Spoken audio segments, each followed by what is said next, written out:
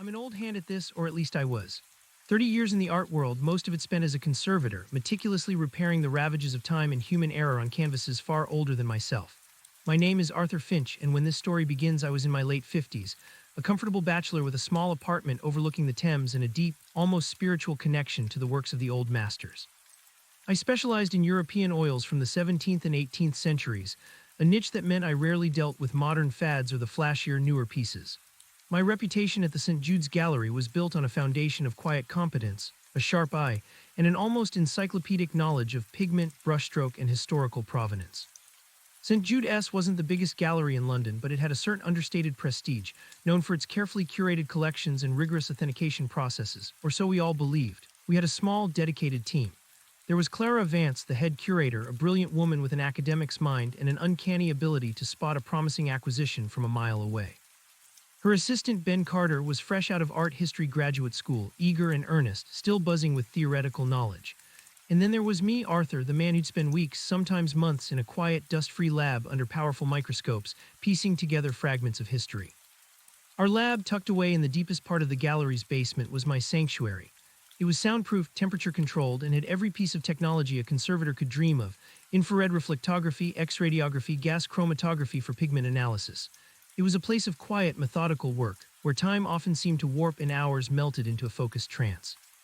Most days it was just me, the hushed hum of the machines, and the silent company of invaluable art. This isolation wasn't just a preference. It was a necessity for the delicate, uninterrupted work I did. It bred a certain expectation of security, of being walled off from the chaos of the outside world, especially given the priceless items I routinely handled. My initial vulnerability, the one that unknowingly opened the door to everything that followed, wasn't a mistake of technique but a lapse in my usual meticulous scheduling. It was late October, a dreary London afternoon, the kind where the sky presses down like a damp flannel. We were preparing for a major exhibition, Masters of Light, the Dutch Golden Age, featuring several pieces loaned from private collections.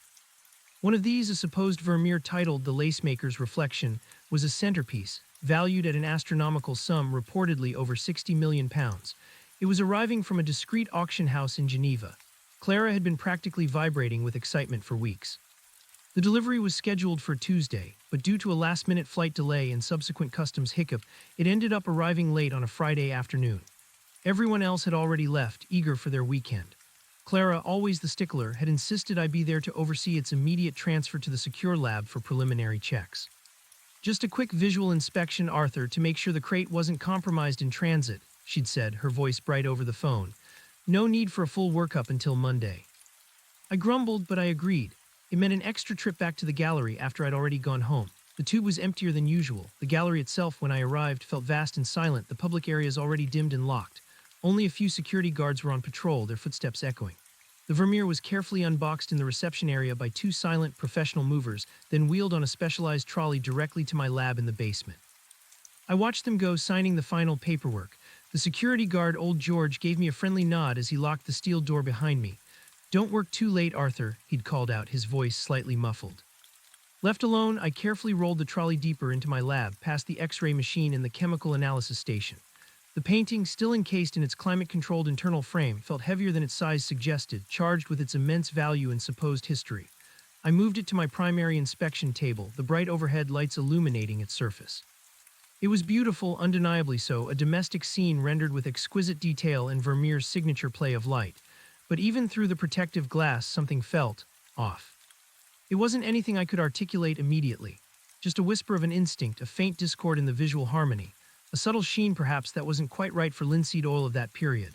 Or maybe the light, usually so masterfully captured by Vermeer, seemed to sit on the canvas rather than emanate from it. It was the kind of vague, almost imperceptible feeling that a lifetime spent looking at art cultivated. I chalked it up to fatigue, the late hour, the pressure of handling such a significant piece alone. It was just a first impression, I told myself, a trick of the light in an empty lab. I spent another 20 minutes with it, taking initial photos, checking the back of the frame, confirming seals. Everything seemed in order, still that faint unease persisted. I made a mental note to spend extra time with it first thing Monday morning. I locked the inner lab door, then the outer door, double-checking the locks as always. The main corridor in the basement was now completely dark, save for the emergency lights glowing faintly at intervals. As I walked towards the staff exit, the silence of the empty gallery pressed in, amplifying every small sound. My own footsteps echoed, crisp against the polished concrete. Then just as I reached the turn in the corridor that led to the security checkpoint and the exit, I heard it, a faint, almost imperceptible click. It wasn't loud enough to be a door closing or a light switch, more like a delicate metallic sound, perhaps a latch.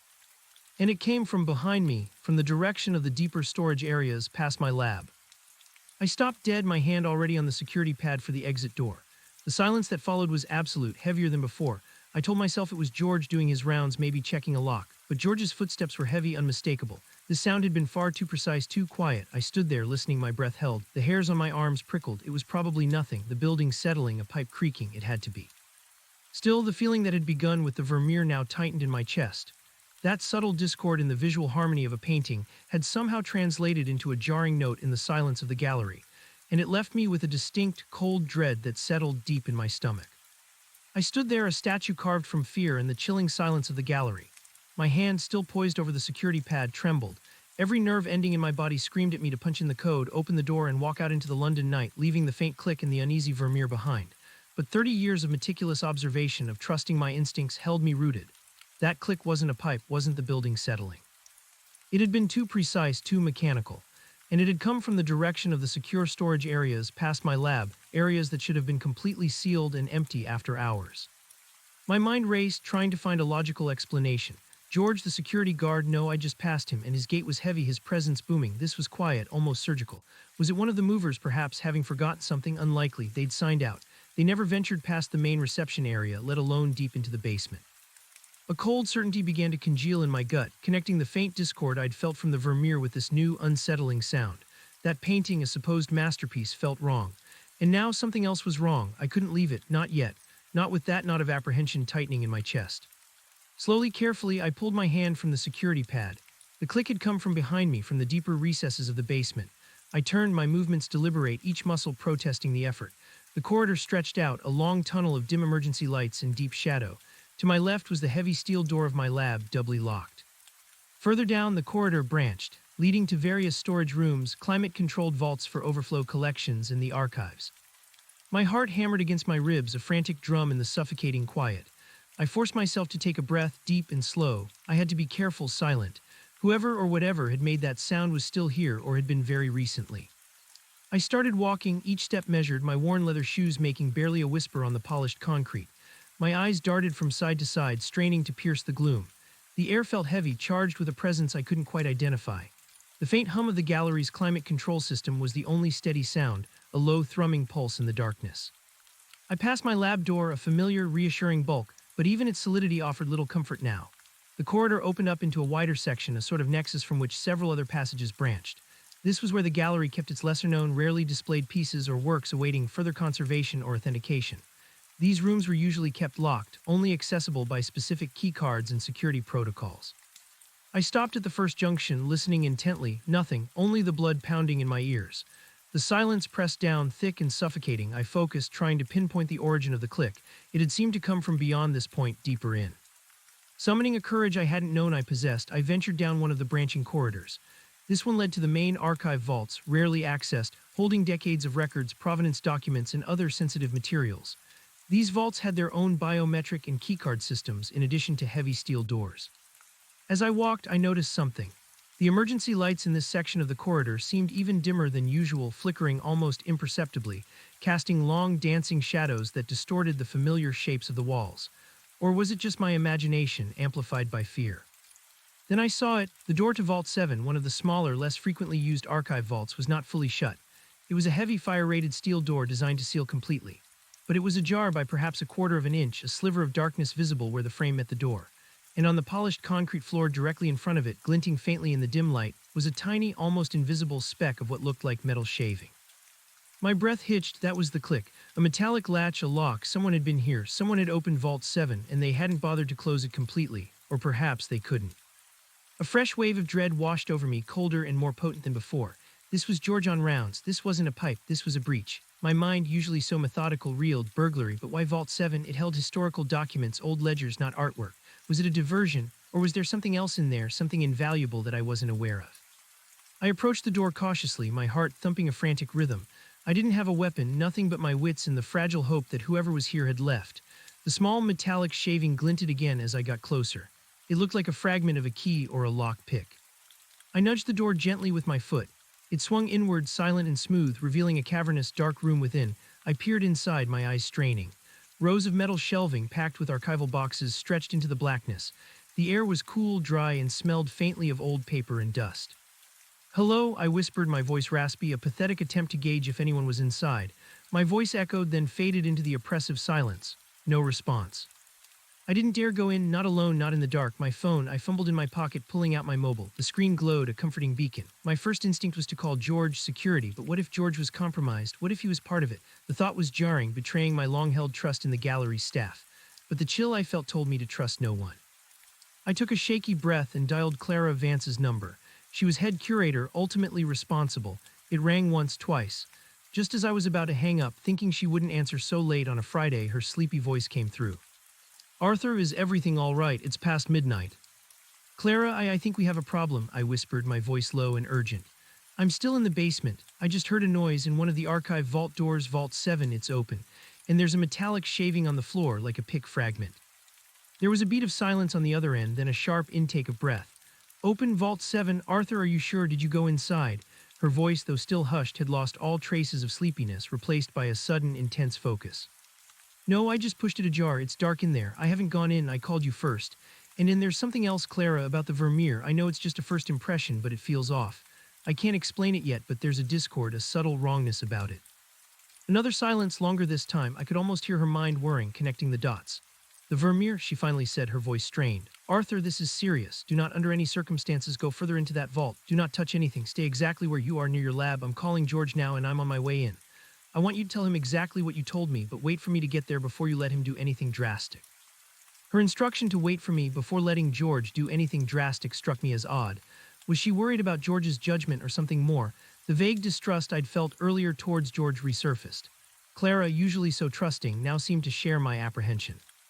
"Understood," I said, my voice firmer than before. "I'll be by my lab door." I disconnected the call, feeling marginally better but still utterly terrified. I backed away from the open vault door, my eyes scanning the shadows. I walked backwards slowly until I was once again facing my own lab door. I stood there, leaning against the cold steel, my phone clutched in my hand, waiting. The minutes dragged on, each second an eternity. My imagination conjured figures in the darkness, whispers in the shadows. Had whoever was in the vault heard me on the phone? Were they still here? I held my breath, listening for any sound beyond the rhythmic thrum of the climate control. Then I heard heavy footsteps approaching from the main corridor, closer this time and unmistakable. George. His large frame appeared around the corner, silhouetted against the slightly brighter emergency lights of the staff exit. He carried his heavy-duty flashlight, its beam cutting through the gloom. "Arthur, Clara just called me, said you found something?" he asked, his voice booming slightly, his flashlight sweeping the corridor. It landed on me, making me flinch, then settled on the slightly ajar door of Vault 7, his brows furrowed. "Well, I'll be damned, what's going on here?" He started to stride towards the vault, but I quickly stepped forward. "Wait, George, Clara said not to touch anything and to wait for her. She's on her way." George stopped, his large hand resting on the hilt of his belt. "Wait for her? What for? This is a clear security breach. My job is to secure the premises." He looked at me, a flash of annoyance in his eyes. "You're telling me I can't even check an open vault door?" "Those were Clara's direct instructions," I insisted, trying to sound more authoritative than I felt. "She said nothing drastic, just wait." George grumbled, clearly unhappy. He was a creature of routine and clear protocols. An open vault door was a blatant violation of those protocols, but Clara's word as head curator carried weight. He turned his flashlight beam back towards me, then swept it along the ceiling. "You all right, Arthur? You look like you've seen a ghost." "I'm fine, George, just a bit shaken," I lied, my voice wavering slightly. "It's unsettling." He nodded slowly, still uneasy. He took up a position a few yards from Vault 7, his flashlight beam fixed on the sliver of darkness. We stood in silence, the tension thick between us, each of us listening, waiting. It was another 15 minutes before Clara arrived. We heard the distinct thump-thump-thump of her heels on the marble floor from above, then the sharp click of the staff entrance lock. Her footsteps quickened as she descended the basement stairs. She appeared, a whirlwind of controlled urgency, her dark hair slightly disheveled, her eyes sharp and alert. She was dressed in a simple blouse and trousers, having clearly dressed in a hurry. "George, Arthur, good," she said, her gaze immediately sweeping to Vault 7. "Right, status report, Arthur, exactly what you saw, what you heard." I recounted everything again, from the faint click to the metallic shaving to the open door, omitting only my initial, unspoken distrust of George. George interjected, confirming he'd found nothing amiss on his rounds prior to my call. Clara knelt, carefully examining the tiny fragment on the floor. She didn't touch it. Looks like a piece of a tension wrench or perhaps a broken pick, she murmured, her face grim. Sophisticated, not an amateur job. She stood up, her gaze fixed on the slightly ajar vault door. All right, George, keep a perimeter here. Arthur with me, stay close and don't touch anything. She pulled a small, powerful penlight from her pocket. Slowly, she pushed the vault door open wider with her foot, just enough to allow them entry. The beam of her penlight cut through the darkness, revealing the rows of archives. The air was still undisturbed. It smelled only of old paper. We stepped inside, our footsteps muffled by the carpet of silence. Clara moved methodically, sweeping her light across the shelves. Each shelf was filled with identical gray archival boxes, labeled meticulously. She didn't go deep into the vault, instead focusing on the boxes near the entrance, then working her way along the immediate perimeter. Anything obviously disturbed, I whispered, my voice barely audible.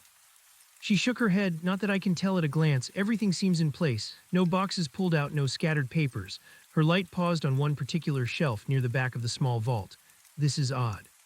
I leaned in, trying to see what she was looking at. The light was focused on a row of boxes labeled Provenance, Medici Collection 16th, 18th century. All looked identical, neatly aligned. But Clara's keen eye had spotted something I hadn't. This box, she said, pointing with the penlight. The label is slightly askew and it's not quite as dusty as the others. She reached out carefully, using the tip of a gloved finger. She must have grabbed gloves on her way out to just barely touch the edge of the box. And it feels like it's been handled recently. My heart began to pound anew. They weren't after the art itself, not directly. They were after information, provenance. Why? Should we open it? I asked, my voice barely above a whisper. Clara hesitated.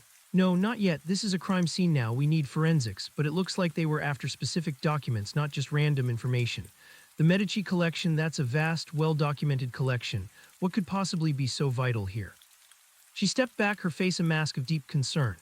All right, we've seen enough. George, we need to secure this area completely. No one else goes in. I'll call the police now and the gallery director. And Arthur, I want you to go back to your lab, double-check the Vermeer. I need every possible detail you can give me about your initial impression, every single one.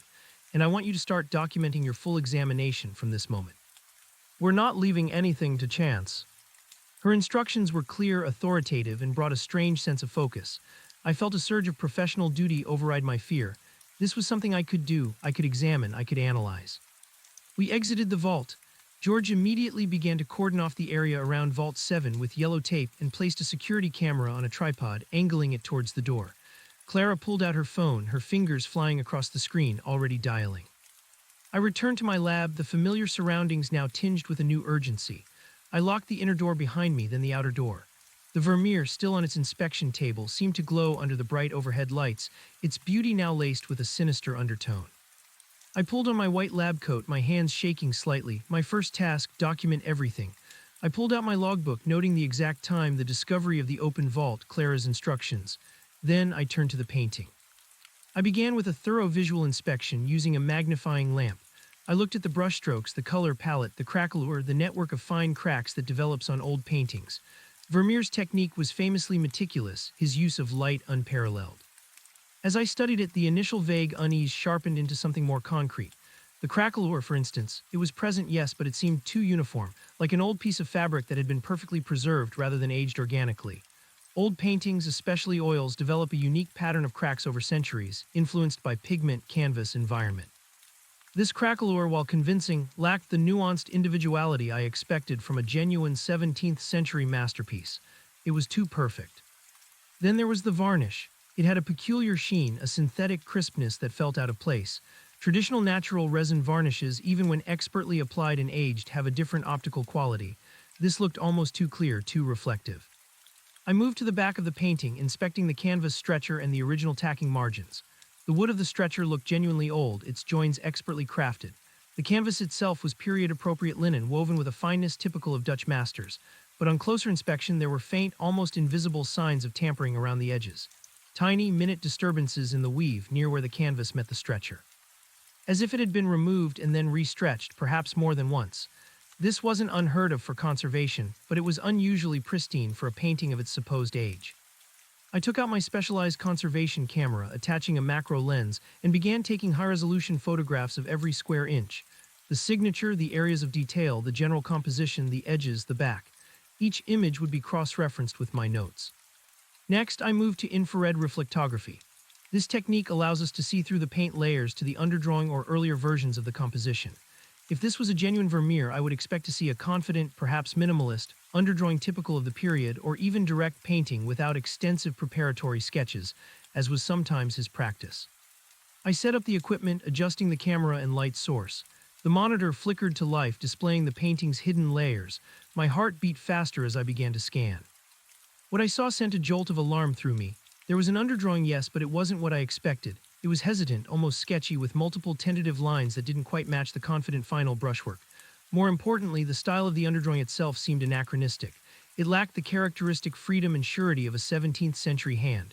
It felt modern. Like someone attempting to copy an old master's style, but not quite succeeding in capturing the underlying spirit. The infrared also revealed something else, more damning. There were faint, ghostly traces of another image beneath the current one, an earlier composition that had been painted over. This wasn't unusual for old masters who often reused canvases, but the outlines of the previous painting were strange. They appeared to be a landscape, a pastoral scene, but the style of that underlying landscape also seemed off, not like a Dutch Golden Age piece at all. More like a 19th century Barbizon school painting, perhaps. This was highly suspicious. A genuine Vermeer on top of a 19th century landscape, it defied all logical provenance. Either the canvas itself was a later work that had been heavily altered and painted over, or the Vermeer was painted onto a recycled later canvas. Neither scenario bode well for its authenticity. I meticulously documented all the infrared findings, zooming in on the telling details, capturing image after image. This was damning evidence, a strong indicator that something was profoundly wrong. My next step was X-radiography. This technique penetrates all paint layers and can reveal structural details like lead white presence, paint thickness, and even previous repairs or alterations. It's like an internal scan of the painting. I carefully wheeled the painting into the X-ray chamber. The heavy door hissed shut. I went to the control room, initiated the scan, and watched the image slowly resolve on the monitor. The X-ray image was stark, a monochrome revelation. My breath caught in my throat. The initial picture confirmed the infrared findings. There was indeed a complete, distinct painting underneath the Vermeer. The ghostly landscape, far clearer now, confirmed its later style. It wasn't just a simple underdrawing, it was a fully rendered painting that had been overpainted. But then the X-ray revealed something truly shocking. The paint layers of the Vermeer itself were inconsistent. They were too thin in some areas, too thick in others, lacking the typical layered buildup of genuine 17th century oils. More importantly, the X-ray showed areas where the Vermeer paint had been applied over existing cracks in the underneath landscape painting. This meant the Vermeer wasn't just painted on a recycled canvas.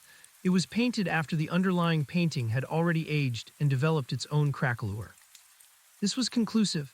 The Vermeer was a forgery, a highly skilled, meticulously crafted forgery designed to fool even the most expert eye at first glance, but a forgery nonetheless. It had been painted on top of an already aged 19th century landscape painting, cleverly mimicking the craquelure and patina of age. The anachronistic underdrawing, the peculiar varnish, the too uniform craquelure, it all clicked into place, forming an irrefutable argument. The true value of this painting was not £60 million. It was likely closer to a few thousand, if that, as a curiosity, a testament to a forger's skill. The St. Jude's Gallery had acquired a fake, and not just any fake, a fake of the highest possible caliber, a piece intended to utterly deceive. My initial unease had been correct. That whisper of an instinct, that faint discord, had been the truth trying to break through the illusion. I spent the next hour systematically documenting the X-ray findings, capturing every detail, every inconsistency. My hands worked with a furious intensity, driven by a blend of professional outrage and a strange, cold satisfaction at having uncovered such a monumental deception. This was no ordinary forgery. It was a masterpiece of mimicry designed to stand up to initial scrutiny, relying on the immense prestige of its supposed author to overshadow subtle flaws. By the time I finished, the first faint light of dawn was beginning to filter through the small, high windows of the lab. My eyes were burning, my body ached, but my mind was clearer than it had been in hours. I had the evidence, irrefutable evidence. I gathered all the data, the initial visual inspection notes, the macro photographs, the infrared reflectography images, the X-ray scans.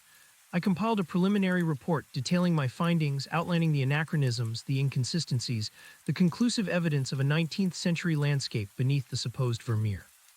Just as I was finishing, my phone vibrated. It was Clara. "Arthur, how are things? Police are here. George is giving his report and I'm on the phone with Mr. Davies, the director. He's furious, as you can imagine. Did you get anything on the Vermeer?" Her voice was tight with stress. "Clara," I said, my voice low but firm, "it's a forgery, a very good one, but it's a fake. The X-rays and infrared scans confirm it. It's painted over an aged 19th century landscape, there's no doubt." A stunned silence met my words. I could hear the background chatter of the police and George's voice, but on Clara's end there was only a breathless quiet. A forgery, she finally whispered, the disbelief palpable in her tone. Are you absolutely certain, Arthur? This is catastrophic. Absolutely certain, Clara. I have all the documentation. I can show you as soon as you come down. Another moment of silence. I imagined her pale face, her mind racing to comprehend the enormity of what I'd just told her. The gallery director, Mr. Davies, an incredibly cautious and conservative man, would be beside himself. The damage to St. Jude's reputation, not to mention the financial loss, would be immense. £60 million for a fake. Stay in your lab, Arthur, she finally said, her voice now steel-edged. Do not let anyone in until I get there. Do you understand? No one. Understood, I replied, the implications of her warning sinking in. This wasn't just about a forgery anymore. This was about a highly sophisticated criminal operation potentially connected to the vault break-in. Who knew about the forgery? Who else knew? I heard her footsteps approaching, quicker this time. The inner door to my lab was still locked, the outer door also secure. I stood by the main console, the printouts of the X-rays and infrared scans laid out, undeniable proof. Clara entered, her face ashen, her eyes wide with a mixture of shock and grim determination. She didn't waste a second, walking straight to the console and scanning the images. Her sharp mind quickly grasped the implications. Her fingers traced the anachronistic underdrawing, the overlaid craquelure. My God, Arthur, she breathed, her voice barely a whisper. You're right, this is brilliant and utterly damning. How could we have missed this? She looked up at me, her eyes clouded with distress. The auction house, Geneva, they assured us we had independent reports. Initial reports are often based on visual inspection and perhaps simple pigment analysis, I explained, my voice calm. This level of forgery would bypass those easily. The techniques used here, especially painting over an already aged canvas, are extremely sophisticated. They wanted to create a patina of age that would withstand superficial examination. £60 million, she repeated, her voice hollow. And the vault break-in, there has to be a connection. What was in that box in Vault 7, Clara? I asked. She shook her head. I don't know for certain. The Medici collection provenance documents, we have thousands of them, but if they were targeting a specific box, they must have known exactly what they were looking for. And why? What could link provenance documents to a forgery of a Vermeer? Perhaps the forged Vermeer itself has a fabricated provenance, I mused. A false history to make it more believable. Maybe those documents in Vault 7 were the real provenance for another painting, or even a blank set that could be altered, or information that could aid in fabricating a believable history for this fake. Clara nodded slowly, her mind already racing through possibilities. Yes, a false provenance carefully constructed to deflect suspicion. If they knew our acquisition process relied heavily on detailed provenance, they would target that, she bit her lip. This means they not only forged the painting, but they also plan to manipulate our documentation system. This is an inside job, Arthur, it has to be. My blood ran cold. Inside job? Who, Clara? Who could have this level of access, this level of knowledge about our internal systems, our archives, our acquisition processes? She looked at me, her gaze troubled. That's what I'm trying to figure out. George found nothing. No forced entry beyond the vault door, which was clearly picked or breached with a specialized tool. No other alarms triggered. This implies someone with keycard access, or someone who knew exactly how to navigate our systems silently. Ben, I suggested, the name feeling wrong even as I said it. He's new, full of theoretical knowledge. Clara immediately shook her head. Ben is earnest, almost painfully so. He's a scholar, not a criminal mastermind. He barely knows how to operate a microwave, let alone pick a vault lock or forge a Vermeer. Besides, he joined us after the acquisition of the Vermeer had already been initiated. He wouldn't have had the background knowledge to target that specific provenance box. Then who? I pressed. It has to be someone in the know. Someone who understood the auction process, the specific value of a Vermeer, the weak points in our security. Her eyes narrowed, a flicker of suspicion entering them. The auction house itself is one possibility, a sophisticated ring operating through a legitimate front, but they wouldn't risk breaking into our gallery. It makes no sense. The risk is too high. She paused, then her gaze landed on the compiled reports again. Arthur, this evidence is paramount. It cannot fall into the wrong hands, not until the police have fully investigated and the director knows the full extent. Just then, there was a heavy knock on the outer lab door. Clara, Arthur, the police want to speak with Arthur, and Mr. Davies is here. He's asking for you, Clara. It was George's voice, muffled but clear. Clara exchanged a quick, meaningful glance with me.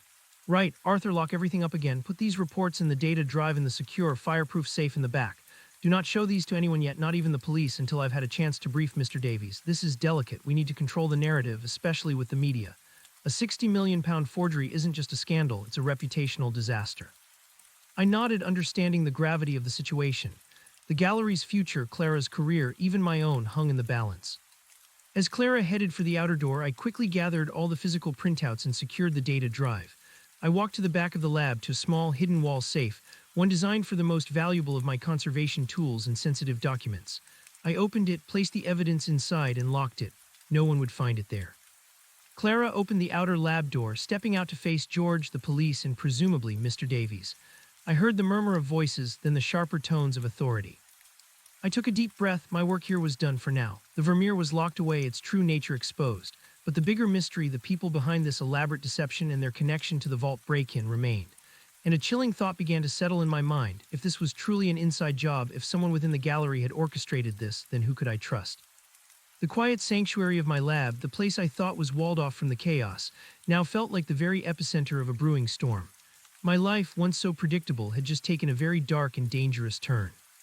The muffled voices from beyond my lab door receded, leaving me once again in the familiar, yet now unsettling, silence of my sanctuary.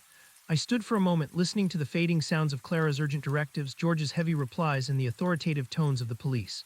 Mr. Davies, the gallery director, would be a force of nature, especially now. The gravity of the situation was immense, the implications far-reaching. A 60 million pound forgery, a breached archive vault, and the chilling certainty of an inside job. It felt like the ground beneath St. Jude's was crumbling. I walked back to the console, staring at the empty space where my reports had been, now securely locked away. The Vermeer still on its table seemed to mock me with its false beauty. Its intricate deception, once a source of professional fascination, now felt like a personal affront. It was a testament not just to a forger's skill, but to a deeper rot within the art world, or perhaps within the very walls of St. Jude's itself. A profound sense of isolation settled over me. Clara had warned me to trust no one, but who did that leave? George, the security guard I'd known for years, Ben, the eager young assistant, or even Clara herself, whose instructions, while logical, now carried a strange, guarded tone.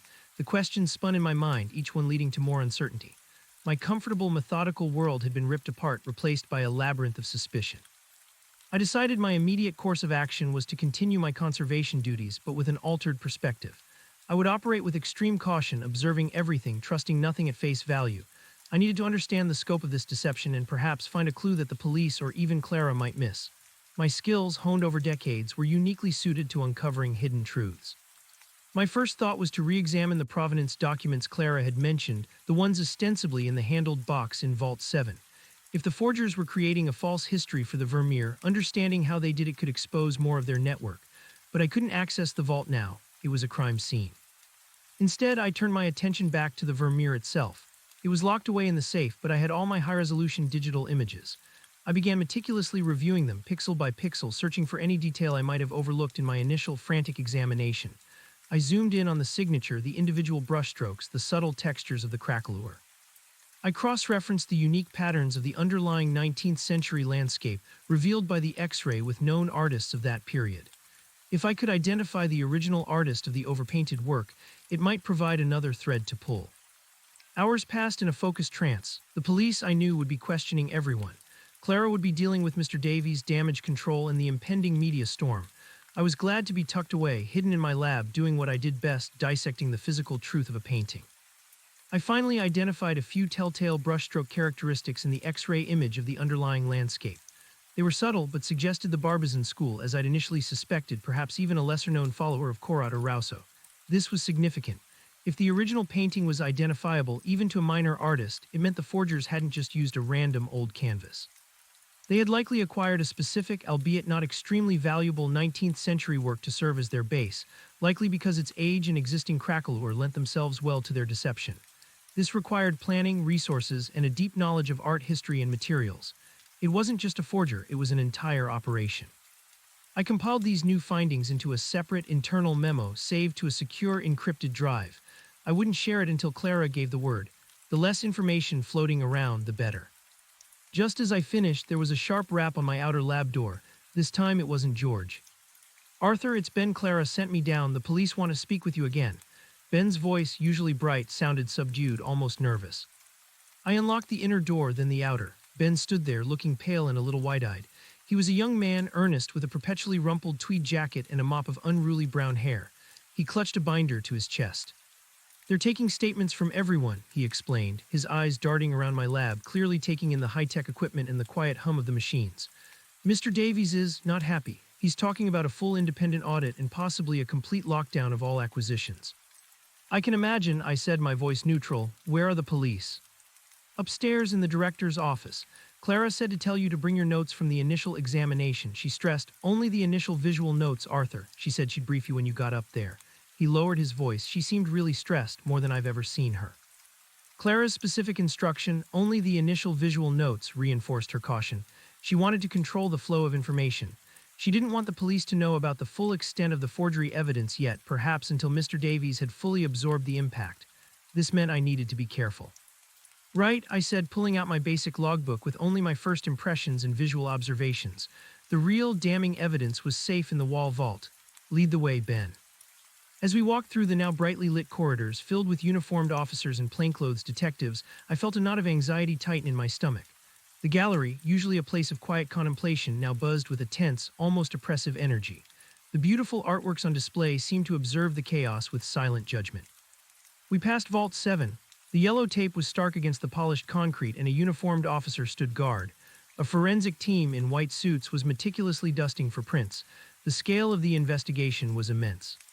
Upstairs, the director's office was a scene of controlled pandemonium. Mr. Davies, a man usually impeccably composed, was pacing his large, opulent office, his face a thundercloud. Clara was seated opposite a stern-faced detective, her posture rigid, her answers clipped and precise. Another detective was speaking quietly with George. Mr. Davies caught sight of me. Arthur, finally, Detective Inspector Miller here wants to speak with you. The detective, a woman with sharp, intelligent eyes and a no-nonsense demeanor, turned to me. Mr. Finch, I understand you were the one who discovered the open vault, and you also examined the new acquisition. That's correct, Inspector, I replied, handing her my logbook. I oversee all conservation and initial authentication at the gallery. And your findings on the Vermeer, she pressed, her gaze intense. I recounted my initial visual impressions, sticking strictly to the observations I'd made before my full instrument-based examination. I described the subtle sheen of the varnish, the two-uniform crackle or the discord in the visual harmony. I didn't mention the infrared or X-ray findings. I maintained Clara's carefully constructed narrative of initial unease and suspicion without revealing the conclusive evidence. Clara, from her seat, watched me intently, a flicker of approval in her eyes. She understood my discretion. Inspector Miller listened patiently, occasionally scribbling notes. So you suspected it was a fake, even before you began a full workup. Not explicitly a fake, Inspector, I clarified. More like a profound uncertainty, a feeling that something was fundamentally wrong with its presentation. That's why I made a mental note to spend extra time with it. It was a slight bending of the truth, but necessary for Clara's strategy. And the vault, Mr. Finch, you heard a click, then found it open. I repeated the details of my discovery, the metallic shaving, my call to Clara. I made sure to emphasize my immediate call to Clara and my adherence to her instructions not to enter the vault or touch anything. Right, Inspector Miller said, closing my logbook.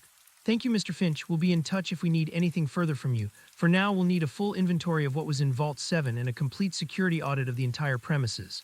She looked pointedly at Mr. Davies, and a full report on the acquisition process of this Vermeer. Mr. Davies visibly bristled but nodded stiffly. Of course, Inspector, we pride ourselves on our due diligence. This is unprecedented. As I was dismissed, I caught Clara's eye. She gave a faint, almost imperceptible nod. The message was clear. You did well. Keep quiet. I returned to my lab, the weight of the secret pressing on me. The police would eventually discover the full truth of the Vermeer, but Clara wanted to control when and how. This was a strategic decision, aimed at protecting the gallery's reputation from immediate, irreparable damage. The next few days were a blur of intense activity. The gallery remained open, a strange dichotomy of hushed public viewing and behind-the-scenes chaos.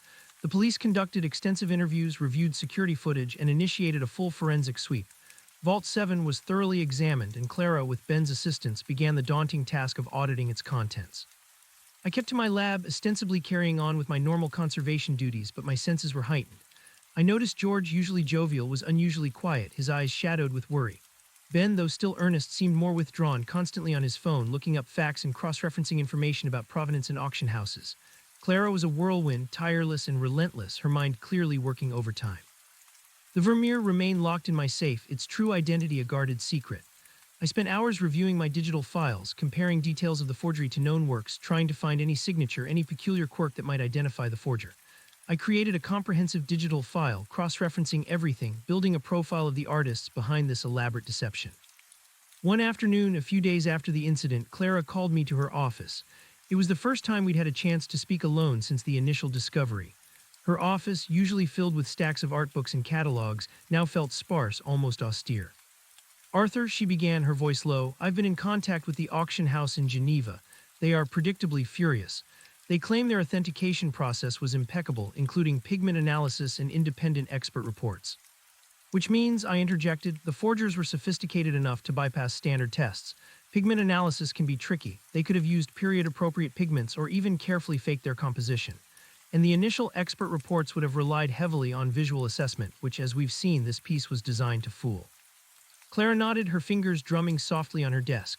Exactly, this isn't some backyard artist with a tube of paint. This is a highly professional, well-funded operation. She leaned forward, her voice dropping even lower. In the vault, we've completed a preliminary inventory. Nothing was physically removed, no boxes missing, no papers strewn about.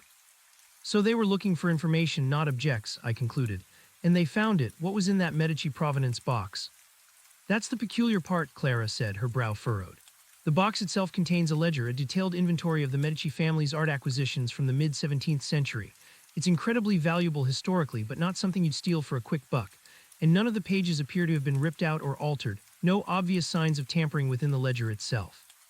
Then what were they after? I mused. Could they have photographed pages, or were they just looking for specific information to verify a fake provenance they were creating? Possibly, Clara agreed. The forensics team is still going over the box and the ledger for micro-traces of DNA, fingerprints, or any other anomaly. But it seems whoever was in there was incredibly careful, no obvious mistakes. She paused, taking a deep breath. Arthur, Mr. Davies is under immense pressure. The insurance company is already balking. They want answers, and they want them fast. The reputation of St. Jude's is on the line. And the media, I asked. So far, we've managed to keep a lid on it, Clara said, a grim note in her voice. The police are classifying it as an ongoing security breach investigation, but we can't keep the Vermeer's true nature a secret forever, especially if we want to pursue legal action against the auction house or try to recover the $60 million. What about the Barbizon painting underneath the Vermeer? I asked. Did you tell the inspector about my updated findings? Clara shook her head. No, not yet. I want to build a more complete picture before we reveal everything. The more evidence we have, the stronger our case, and I want to ensure we're not inadvertently revealing information that could tip off the culprits. This operation is too complex. They have to have an inside contact. That's the part that keeps me up at night. Who are you thinking, Clara? I asked, my voice barely a whisper. The question hung heavy in the air between us. Clara looked away, her gaze fixed on the London skyline visible through her window. I don't know, Arthur, and that's what terrifies me. Everyone has been vetted. Everyone has worked here for years or comes with impeccable academic credentials. George, a loyal soldier. Ben, green but dedicated. Even you, Arthur, 30 years of impeccable service. She turned back to me, her eyes filled with an unspoken fear. It's unthinkable, but the facts point to it. Someone knew our systems, our weaknesses, our acquisition schedule, and even the contents of our archives. Could it be someone outside the immediate gallery staff? I pressed. A consultant, a contractor, someone who had access temporarily. We've considered that, Clara admitted, but to orchestrate such a sophisticated forgery and a targeted vault breach that requires intimate knowledge, it feels personal, almost like a deliberate attack on St. Jude's itself. A chilling thought occurred to me. What about the independent reports commissioned by the gallery on the Vermeer? Who handled those? Who saw them? Clara frowned. Our standard procedure, I commissioned them. The reports came back positive, as you know. They were handled by our external legal counsel and our acquisitions committee. Only a very select few individuals saw the full reports before the decision to purchase was made. She paused, her eyes widening slightly. The reports would have contained details about the painting's provenance, its proposed history. If someone wanted to create a fabricated provenance, they might have studied our commissioned reports to understand what details we were looking for. And if those reports had been deliberately falsified or subtly manipulated, I suggested, say if one of the independent experts was compromised. Clara slowly nodded. That's a disturbing thought, but entirely plausible. It shifts the point of infiltration from within our walls to within our vetting process itself. But it would still require someone on the inside to push the acquisition forward despite any subtle red flags, or someone who knew how to plant a false report among legitimate ones. The conversation ended without a definitive conclusion, but the seeds of suspicion were now firmly planted in my mind. The web was far more intricate than I had initially imagined. Over the next week, the police continued their presence, though less overtly. The forensic team finished in Vault 7, removing the tape, but the room remained off-limits, sealed by additional police locks. George was now more vigilant than ever, his rounds more frequent. Ben seemed to be spending more time in the archives, assisting Clara with the full inventory. I, too, maintained my vigilance. I re-examined other pieces in my lab, ostensibly to prepare for upcoming exhibitions, but my true purpose was to scrutinize everyone and everything around me. I paid closer attention to the habits of George, the phone calls Ben made, the subtle changes in Clara's demeanor. It felt like I was living in a constant state of low-grade paranoia. Then an unexpected development occurred. Clara called an emergency meeting with me and Ben. Her face was tight with barely contained frustration. "The police have hit a dead end on the vault break-in," she announced without preamble. "No viable fingerprints, no DNA. The security footage from the main corridor just shows George on his regular rounds, nothing else suspicious. They suspect a highly professional team, well-versed in evading detection." Ben looked worried, but how could they get past all our security without keycard access, without triggering an alarm? "That's the point, Ben," Clara said, sighing. "They didn't trigger any alarms, they either disabled them or had the means to bypass them. And the keycard system logs showed no unauthorized access. Which brings us back to my original, terrifying conclusion. Someone with legitimate access was involved or provided that access." "What about the Medici ledger?" I asked. "Any further findings from forensics?" "Still nothing concrete," Clara replied, shaking her head. "It's as if they were never there, they left no trace." She paused, then looked at us both intently. "However, I've managed to acquire copies of the full provenance reports for the Vermeer from the auction house.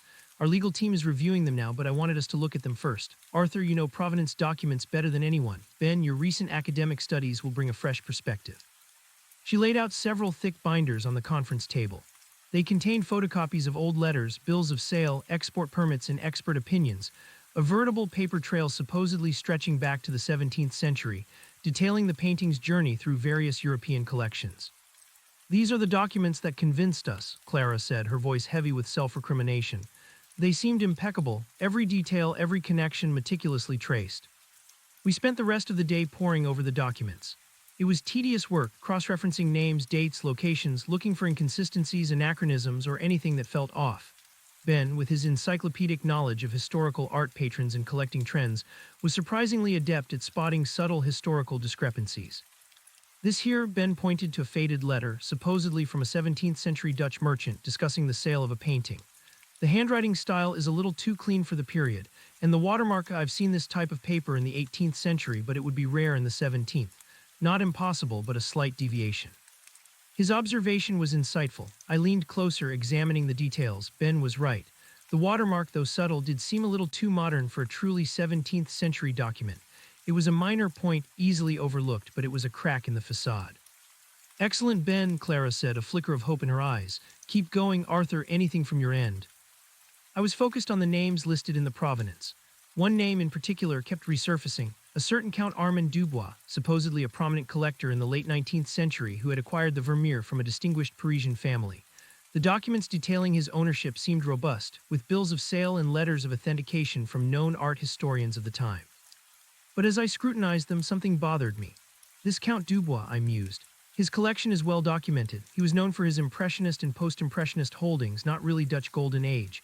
And I can't recall ever seeing the lacemaker's reflection mentioned in any of the major catalogs of his estate or subsequent sales of his collection." Clara and Ben looked at me. "Are you sure, Arthur?" Ben asked. "His collection was vast." "Vast, yes," I conceded, "but Vermeers are rare. A 60 million pound painting, even if its value wasn't recognized as such in the 19th century, would still be a highlight. It would have appeared in exhibition catalogs, auction records, scholarly articles. There's no trace of it among Dubois' known works, which is highly unusual for such a significant piece." Clara picked up a magnifying glass, re-examining the documents pertaining to Count Dubois. "You're right. There are several letters from a Monsieur Henry Dubois, a distant cousin, acting as his agent for the sale of this particular Vermeer. But why would the Count sell such a piece, and why would it not be recorded in his main collection records?" "Perhaps Henry Dubois himself was the key," Ben suggested. "Maybe he was disreputable or a fabricated name." I shook my head. The documents supporting Henry Dubois' existence and his relationship to the Count are quite detailed. Too detailed, perhaps. It feels like they've gone to great lengths to establish his bona fides. As I continued to review the documents, another, even more unsettling thought began to form. What if the forgers weren't just creating a false provenance? What if they were piggybacking on a real provenance, but for a different painting? "Clara," I said slowly, "let's assume for a moment that Count Dubois' involvement is legitimate, at least on paper. And let's assume he did own a Vermeer-esque painting that passed through the hands of Henry Dubois. What if this detailed provenance isn't for this Vermeer at all, but for a different painting entirely? A lesser Vermeer, perhaps, or even a contemporary copy that has since been lost or reattributed?" Clara's eyes widened. A piggyback provenance, using a genuine historical record of a similar but less valuable painting and then carefully swapping out the details to fit this fake. That's ingenious and incredibly difficult to prove. It would explain why the documents seem so convincing, I continued. They're largely true but applied to the wrong object. It would also explain why this Vermeer isn't in any of Count Dubois' known collections. He may have owned a different piece, a genuine one that was sold through Henry, but this painting was never part of it. And the Medici ledger, Ben chimed in, suddenly putting the pieces together. If they were looking for an already existing provenance, they might have searched the Medici records for any mention of a lacemaker painting or a similar domestic scene by Vermeer that they could then weave into their fabricated history. Precisely, I confirmed. They could have used the Medici ledger to find a weak link, a painting that perhaps changed hands mysteriously or whose subsequent fate was unclear, and then constructed a false chain of ownership around it, connecting it to their fake. Clara leaned back, a look of profound realization on her face. That would explain everything. The targeted vault break-in, the meticulous forgery, the seemingly flawless provenance. They found a genuine but perhaps obscure historical provenance from our archives and retrofitted it to their fake. It's a double deception. But to do that, Ben said, they would need intimate knowledge of the Medici archive. They'd need to know exactly what was in that ledger and how to find the specific painting that fit their narrative. And they'd need to know that we had that ledger. The words hung in the air, echoing the same chilling conclusion. Inside job. Yes, Clara said, her voice barely a whisper. Someone with access to our inventory, our historical records, and our acquisition procedures. Someone who knew our due diligence processes inside and out. Someone who knew what we would be looking for in a provenance. Who, Clara? I asked again, the question now more urgent than ever. Who has that level of knowledge and access? Clara closed her eyes for a moment, then opened them, a steely resolve in their depths. We have to find out. This goes beyond reputation now. This is a deliberate attack on the integrity of the art world and on St. Judas. We need to go through every single person who had access to these records, to the Vermeer, to our internal systems. And we need to start with the acquisitions committee and the external experts who provided the original reports. Over the next few days, our focus shifted. While the police continued their general investigation, we initiated our own, more targeted inquiry into the provenance of the Vermeer. Clara began discreetly contacting members of the acquisitions committee, posing probing questions. Ben, under Clara's guidance, started researching every name mentioned in the piggyback provenance, looking for any other inconsistencies or unusual connections. My task was to delve deeper into the physical evidence of the forgery, not just the painting itself, but also the frame, the stretcher, anything that could reveal more about the forger's methods or origin. I painstakingly analyzed the wood of the stretcher using dendrochronology, which can date timber by analyzing tree rings. The wood was indeed old, dating to the late 17th century, further cementing the idea that the forgers had used genuinely old materials. But this wasn't unusual for high-end forgeries, which often sourced antique components to enhance their deception. One evening, as I was working late in my lab, comparing microphotographs of the forged craquelure to genuine Vermeer works, I heard a faint sound from beyond my outer lab door. It wasn't the heavy footsteps of George, nor the lighter tread of Ben. It was a soft, almost imperceptible scrape, followed by a slight metallic clink. My blood ran cold. It sounded eerily similar to the click I'd heard the night I discovered the open vault. I froze, my hand hovering over the microscope. I held my breath, straining to listen. The sound stopped, silence descended again, thick and heavy. Was it my imagination, my heightened paranoia playing tricks on me? Or was someone out there in the silent, empty basement trying to access my lab? Clara's warning echoed in my mind. Do not let anyone in until I get there. Do you understand? No one. And my locked reports, the irrefutable evidence of the forgery, were still in my hidden safe. I slowly, carefully moved away from the microscope. My heart hammered against my ribs. I picked up a heavy metal microscope stand just in case. It wasn't much of a weapon, but it was all I had. I crept to the inner lab door, pressing my ear against the cold steel.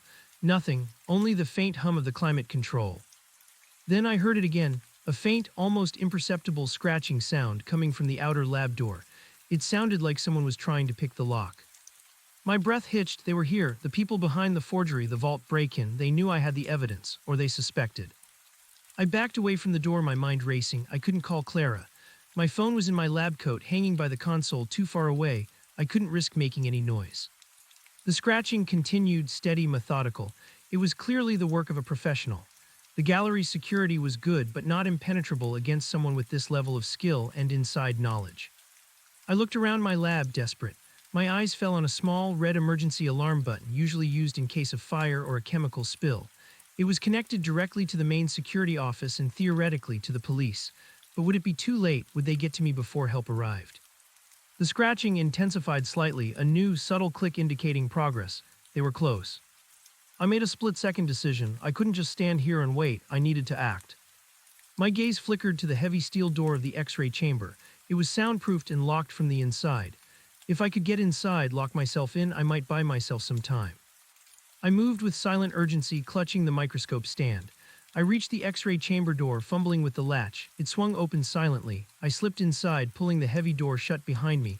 The latch clicked, securing it. The chamber was small, dark, and filled with the silent bulk of the X-ray machine. I huddled in a corner, my heart pounding, straining to hear anything from outside. The thick steel muffled all sound. I was completely isolated, cut off. A few agonizing minutes passed. I heard nothing. Had they given up? Had they been scared off? Or were they now inside my lab, searching for me for the hidden evidence? The silence was excruciating. I desperately wanted to call Clara to warn her, to tell her they were here. But my phone was still outside, probably sitting on my lab coat, exposed. Just as I was about to give in to despair, to the crushing fear, I heard it. A faint, muffled thud from my lab, followed by a metallic scrape. The outer door they were in. Panic seized me. They were in my sanctuary. They would find my hidden safe. They would find the evidence. And they would know I was the one who uncovered it. I pressed myself against the cold steel wall of the X-ray chamber, my mind racing, trying to figure out a next step. I was trapped. And the people who had defrauded the gallery of £60 million were now just a few feet away, actively searching for what I had found. My predictable, quiet life had truly vanished. I was no longer a conservator, but a man hunted, cornered within his own walls. The game had just become deadly. The steel door of the X-ray chamber, designed to block radiation, now acted as a thin, insufficient shield against a far more human threat. I pressed my ear to the cold metal, straining, but the chamber was too well insulated. The muffled thud and metallic scrape were the last sounds I'd heard, confirmation that they were inside my lab. My sanctuary, the place where I meticulously uncovered the truth, was now defiled, invaded. My life, once ordered by the precise rhythms of conservation, had dissolved into this terrifying, uncertain moment. My mind raced, a whirlwind of fear and desperate calculation. I was locked in, yes, but also trapped. My phone was tantalizingly out of reach, hanging in my lab coat just meters away. The emergency alarm, the red button, was also outside, mocking me from its position near the main console. I was utterly alone, isolated in the heart of my own domain. What did they want? The evidence, undoubtedly. The reports, the photographs, the X-ray scans that irrefutably proved the Vermeer fake. But what if they found me first? Would they simply take the evidence and leave, or would they silence the only person who could articulate its damning truth? The thought sent a fresh wave of icy terror through me. I gripped the heavy microscope stand, my knuckles white. It was a pathetic excuse for a weapon, but the cold, hard metal offered a small, irrational comfort. I closed my eyes, forcing myself to breathe deeply, trying to calm the frantic beating of my heart. Panic would be my enemy. I needed to think, to plan.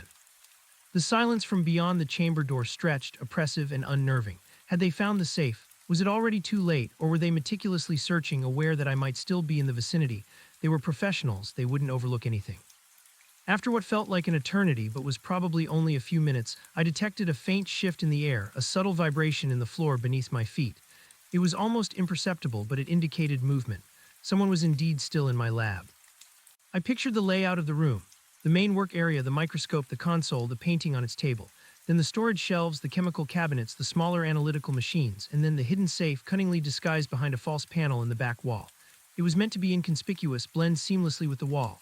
But if they knew what they were looking for, if they had inside information, they might know exactly where to search.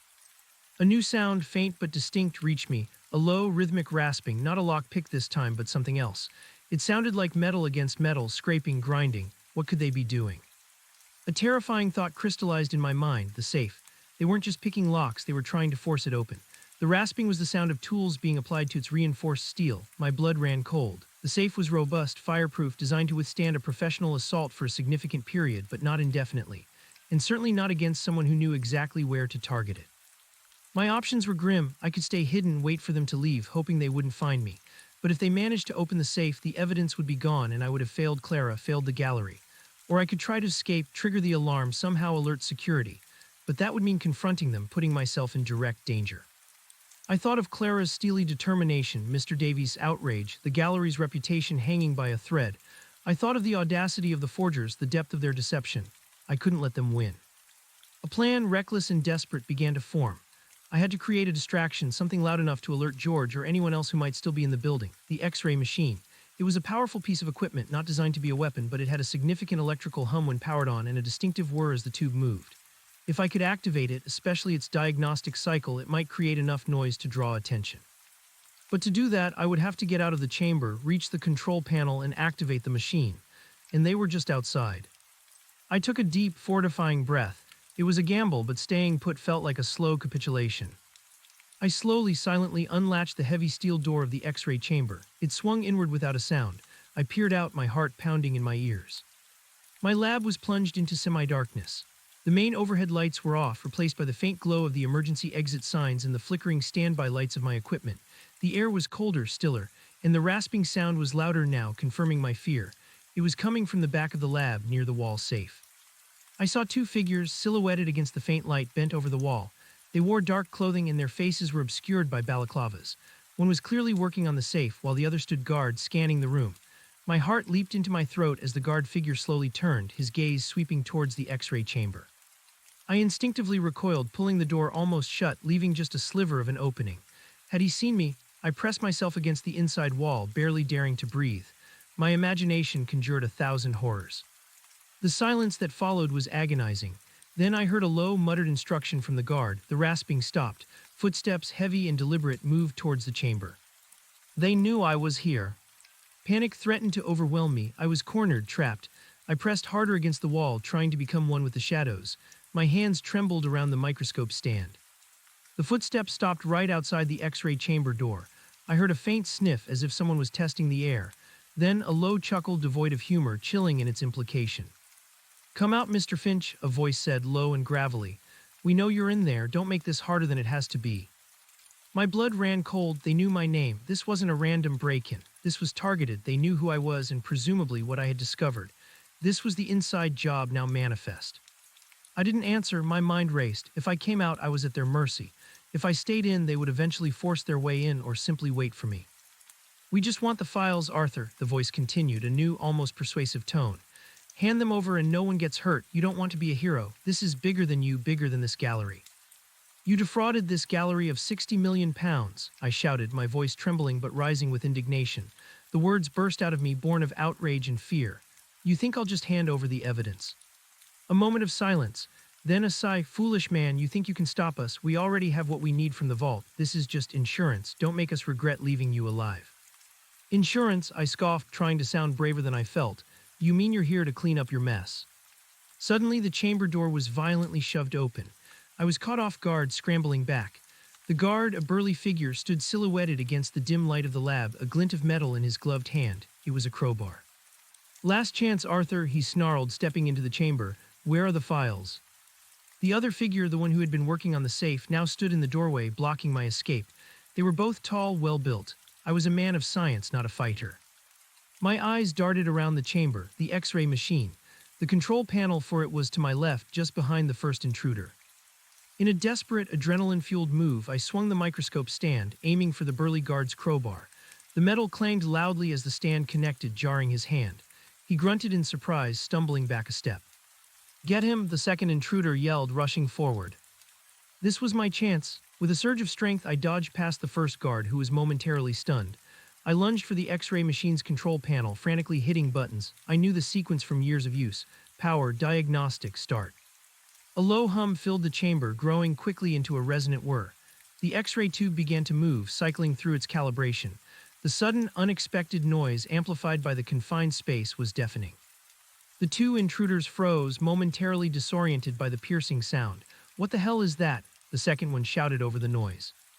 "The X-ray," I yelled back, my voice barely audible above the din. "It's connected to the main grid. You think you can get away with this in a silent gallery?" It was a bluff. The X-ray machine wasn't directly connected to a silent alarm that would automatically notify police, but the sheer volume of its operational cycle might be enough to attract attention from George or anyone else still in the building. It was a desperate gamble.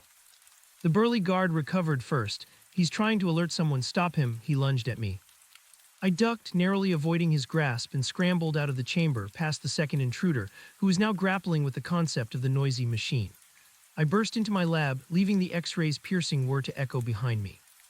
The darkness of the lab was disorienting. I had to get to my phone or the emergency button.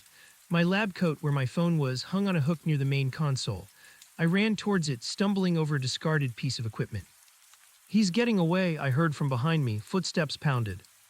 I reached the console, fumbling for my phone. My fingers brushed against the smooth fabric of my lab coat. Yes, I grabbed it. Just as my thumb hit the emergency service's speed dial, a powerful blow landed on my back, knocking the wind out of me. I cried out, falling forward, the phone skittering across the floor. I twisted, trying to fend off my attacker. It was the burly guard. He raised the crowbar again. I rolled just as it smashed down onto the console, showering sparks and splintered plastic. The X-rays were continued, a maddening counterpoint to the struggle. The second intruder was now in the lab, pulling the first one back. "Stop, we need the files, don't damage everything, idiot," he hissed. The first guard, breathing heavily, glared at me. "He's not giving them up, we need to find the safe." "I already have," the second one said, gesturing towards the back wall. In the dim light, I could see a gaping, jagged hole where my carefully disguised safe had been. The steel door was ripped open, the interior exposed. My heart sank. They had done it. They had forced their way in. The evidence, my damning reports, the data drive, all gone. The second intruder stepped forward, holding up a data drive triumphantly. "Here, the full report and the printouts too." He held up a stack of papers, clearly my compiled evidence. A wave of despair washed over me. All my work, all my careful documentation now in their hands. "Now what about him?" the burly one asked, his eyes fixed on me with a malevolent glint. The second intruder, who seemed to be the leader, looked at me, a calculated, cold expression on his face. "He saw us, he knows, we can't leave him to talk." "No," I cried out, scrambling to my feet. "You won't get away with this. Clara knows, the police know." "They know nothing but what Clara chooses to tell them, Arthur," the leader said, his voice chillingly calm. "And soon Clara won't have your irrefutable proof. She'll only have her suspicion and Mr. Davies' distress." He began to walk towards me, slowly, deliberately. I backed away towards the other side of the lab, looking for another exit, another way out. There was only the inner door leading to the main corridor, but it was locked, and they were between me and it. "This gallery runs on reputation, Arthur," the leader continued, almost musing. "Without concrete evidence, without a public scandal, St. Jude's will choose to sweep this under the rug. They'll take their £60 million loss and move on. The auction house will deny everything, and will be long gone." The burly guard now advanced from my other side, effectively trapping me. They intended to silence me. The reality of my situation hit me with brutal force. This wasn't about art anymore. This was about life and death.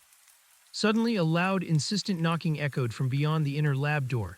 Thump, thump, thump. "Arthur, are you in there?" I heard a noise. Arthur opened the door. It was George's voice, muffled but unmistakable. My heart leaped. George, the X-rays were, combined with my struggle, must have alerted him. My gamble had paid off. The two intruders exchanged a startled glance. The burly guard cursed under his breath. "He's not alone," I shouted, hoping to encourage George. "They're here, they have the evidence." The leader's eyes narrowed. He looked from me to the damaged safe, then to the inner door. "Forget him," he hissed to the burly guard. "We have what we came for, let's go." He snatched a small, black device from his pocket and pressed a button. A low, electronic pulse emanated from it. Instantly, the X-ray machine's word died down, replaced by a fizzling sound, then silence. They had a jamming device. "Let's move, the emergency exit in the boiler room," the leader commanded. They didn't waste another second. They dashed towards the outer lab door, the one they had picked to get in. As they reached it, the leader paused, turning back to me. His eyes, even through the balaclava, held a cold, predatory glint. "This isn't over, Arthur," he said, his voice devoid of emotion. "You've made a powerful enemy." Then they were gone, slipping through the door and into the darkness of the service corridor beyond. Almost simultaneously, the inner lab door burst open. George stood there, his face pale, his security flashlight beam cutting through the dimness. Behind him, Clara, her face etched with alarm, and Ben, looking terrified. "Arthur, my God, what happened?" George exclaimed, rushing in. He saw the ransacked console, the damaged safe, and the lingering smell of ozone from the X-ray machine. I slumped against the wall, trembling, trying to catch my breath. "They were here," I gasped. "The forgers, they found the safe, they took everything." I pointed a shaky finger at the now empty data drive slot on the console. "The reports, the evidence, it's all gone." Clara rushed to my side, her face a mask of horror. "Are you hurt, Arthur? What happened?" "I'm fine," I said, though my back ached from the blow. "They tried to silence me. I hid in the X-ray chamber. I activated the machine to make noise. George, you heard it." George nodded, his eyes wide. "I did. I was doing my rounds, heard a loud whirring from down here, knew something was wrong." He looked towards the open outer lab door. "They went this way." "Yes," I confirmed, "towards the boiler room. They said they had a way out through there." Clara was already pulling out her phone, dialing the police. "Inspector Miller, they were here in Arthur's lab. They've taken the evidence." Her voice was sharp, urgent, filled with a new kind of fury. Ben stood in the doorway looking utterly bewildered, his eyes darting from the damaged safe to my shaking form. The evidence? What evidence, Arthur? He stammered, his brow furrowed in confusion. What is going on? Clara looked at him, then back at me. Ben, help George secure that outer door. Don't let anyone else in. Arthur, tell me everything from the beginning. As George and Ben hurried to the outer door, I recounted the terrifying ordeal. The scratching at the lock, the forced entry, the menacing voices, the desperate gamble with the X-ray machine, the fight, and their eventual escape with my hard-won evidence. I described the two figures, their height, their build, their use of the jamming device. Clara listened, her face growing grimmer with each detail. They knew your name, she whispered, and they knew about the hidden safe. This confirms it, Arthur, an inside job. Someone within the gallery provided them with that information. They also mentioned the emergency exit in the boiler room, I added, a new thought dawning. Is there one? George, now back, confirmed with a grim nod. Yes, it's a service exit, rarely used, usually chained and alarmed, only accessible from the inside with a special key, and it triggers a silent alarm if opened from the outside. But if they bypass the internal system. They bypassed everything, Clara concluded, her jaw tight. They disabled the alarms, knew the layout, knew about the safe, knew about the Vermeer, and knew about your findings. This is meticulously planned, Arthur, and terrifyingly precise. Within minutes, the gallery was swarming with police again. Inspector Miller arrived, her usual stern demeanor replaced by a look of barely concealed exasperation and grim determination. She listened intently to my account, her eyes scanning the damaged lab, the breached safe. Mr. Finch, this is an extremely serious development, she said, her voice low. If what you say is true, these individuals are not just thieves, they're attempting to obstruct justice and silence a witness. She looked at Clara. Ms. Hayes, you were holding back information about this evidence. What exactly did Mr. Finch uncover about the Vermeer? Clara hesitated for a moment, then straightened her shoulders. The situation had escalated beyond controlling the narrative. Inspector Arthur discovered that the Vermeer is a highly sophisticated forgery. My instruction to him was to keep his full findings confidential until we could present a comprehensive case to Mr. Davies and our legal team. He had compiled irrefutable proof, X-rays, infrared scans, macro photographs, showing it was painted over an aged 19th century landscape. That evidence, detailing the anachronistic underdrawing and the false craquelure, is what they came for and what they have now stolen. Inspector Miller's face went completely still. A 60 million pound forgery, and you kept this from us? Her voice was dangerously quiet. It was a difficult situation, Inspector, Clara replied, her voice firm despite the strain. The gallery's reputation, our ongoing investigation into the provenance documents, the fear of tipping off the culprits, we needed time to build our case before a public disclosure. But now, with Arthur's life threatened and the evidence stolen, that changes everything. Miller sighed, running a hand through her short hair. It certainly does. This is no longer just a security breach or a potential fraud. This is a criminal enterprise operating at a very high level with possible inside help and now attempted intimidation and theft of evidence. She turned to her officers. Secure this entire lab, process every surface, check the service corridors, the boiler room, every possible exit point. I want a full sweep of the gallery. She then looked directly at me. Mr. Finch, you are now a witness in a very serious criminal investigation. We need to get you to a safe location. Your safety is paramount. I nodded, the exhaustion and lingering fear finally catching up to me. The thought of being alone in my lab again after what had just happened was unthinkable. As the police processed the lab, taking photos, dusting for prints, I was led out by Clara and George. Ben, still looking shell-shocked, trailed behind us. Ben, Clara said, her voice softer than usual, I'm sorry you had to witness all this, but it means you now understand the full gravity of the situation.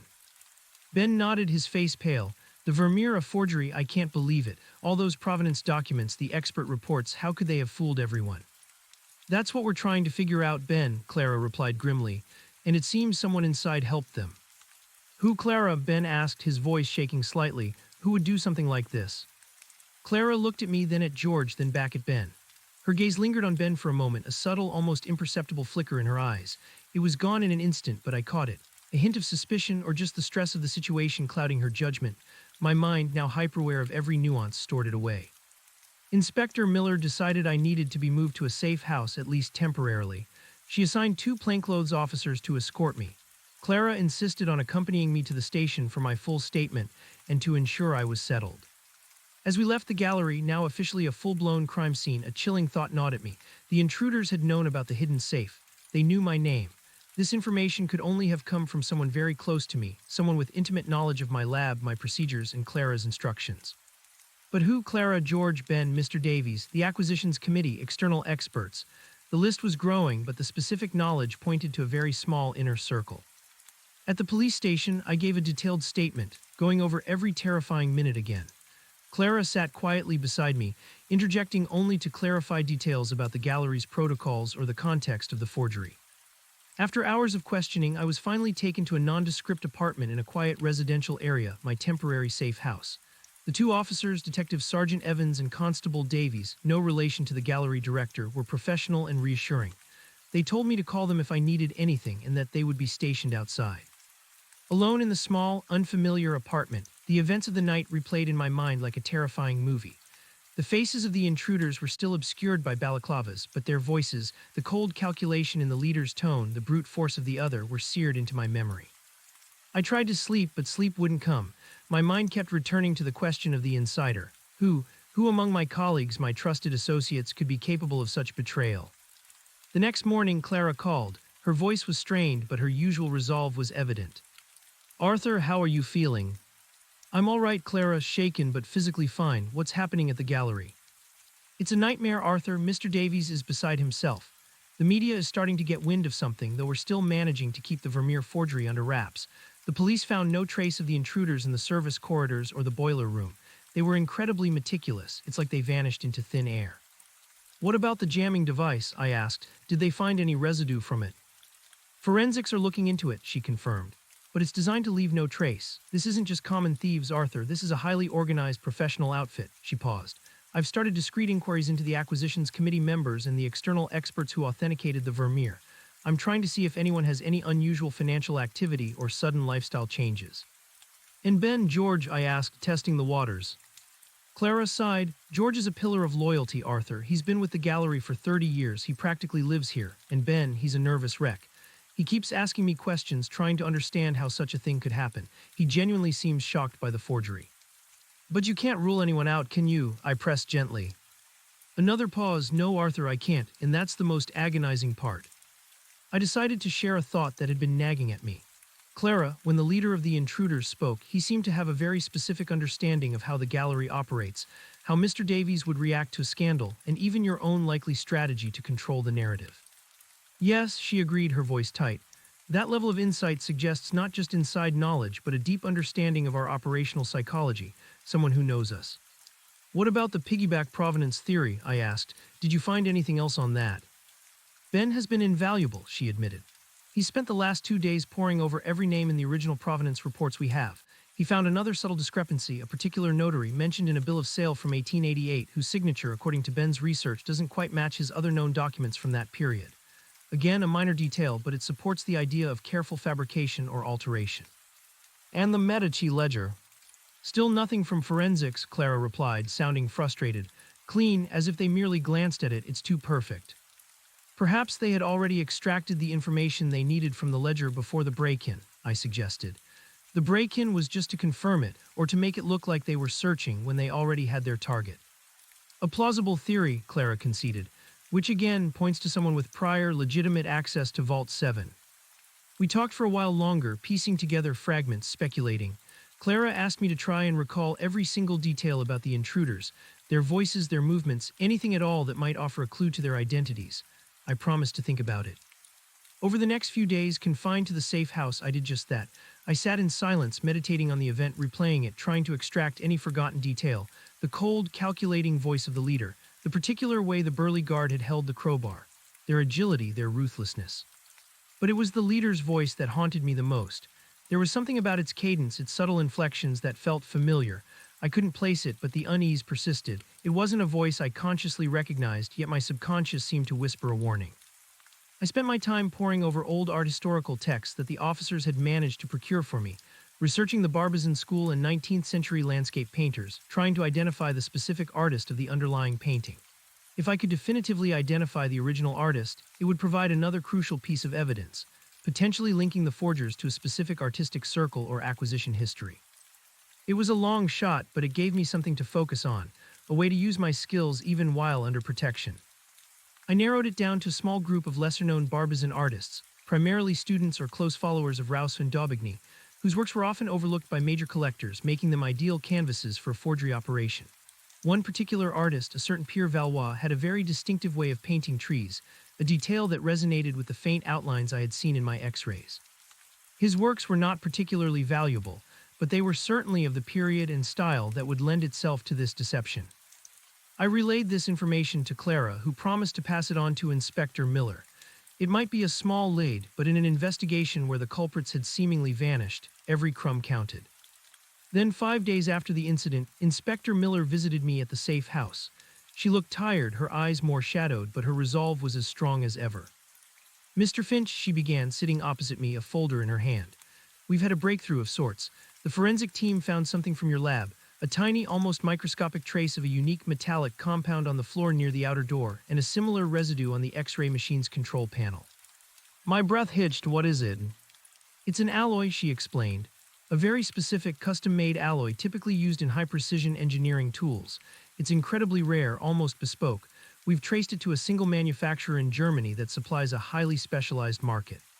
"So the lock-picking tools," I suggested. "Precisely," she confirmed. "But here's the interesting part. This alloy is also used in a very limited range of jamming devices, the kind that can disrupt complex electronic signals like the one they used on your X-ray machine." "So they used a custom tool," I mused, "but does that lead us anywhere?" "It leads us to a potential suspect," Miller said, her voice dropping. "One of the companies that uses this manufacturer for their specialized tools is a security consulting firm, one that ironically was contracted by St. Jude's Gallery 2 years ago to upgrade your security systems.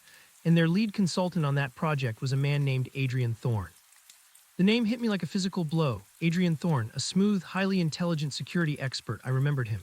He had spent weeks in the gallery, meticulously assessing every alarm, every lock, every camera, every weakness. He knew the layout inside out better than almost anyone, including George. He had even, I now recalled with a jolt, spent a disproportionate amount of time in the basement examining the vault system. He had worked closely with Clara, and had even had access to our architectural plans and internal system diagrams. "Thorne," I whispered, the puzzle pieces clicking into place with a terrifying certainty. "He knew everything. He knew where the blind spots were, how the alarms worked. He would know about the boiler room exit." "And here's the kicker, Mr. Finch," Miller continued, a grim satisfaction in her eyes. "Adrian Thorne's consulting firm went bankrupt 6 months ago after a series of failed contracts. He's been off the radar, supposedly in financial distress. And his personal finances, they've just taken a very sudden and significant upturn. Large, untraceable deposits into offshore accounts." "He was the insider," I concluded, the realization both shocking and sickening. "He orchestrated this whole thing. The knowledge, the tools, the access, it all fits." "We're preparing an arrest warrant," Miller confirmed. "But we have a problem. Thorne vanished a few days ago, right after your lab was breached. He's gone off the grid." "He knew you were closing in," I said, a cold dread washing over me. "He must have anticipated this." "Most likely," Miller agreed, "which means he's now armed with your evidence and potentially trying to sell it or destroy it. But at least we have a lead, we have a name." "And the leader's voice," I suddenly said, a jolt going through me. "Inspector, his voice, the one who spoke to me in the lab, it had a familiar cadence. I couldn't place it then, but now with the name Adrian Thorne, I think it might have been him." Miller looked at me intently. "Are you sure, Mr. Finch? Voice identification can be tricky, especially under duress and with a balaclava." "I can't be 100% certain," I admitted, but there was a subtle, almost academic precision in his speech, a way he articulated his words even when menacing me. Thorne was always very articulate, very precise in his presentations. "That's valuable, Mr. Finch," Miller said, nodding. "It gives us further confirmation. We'll add it to the warrant."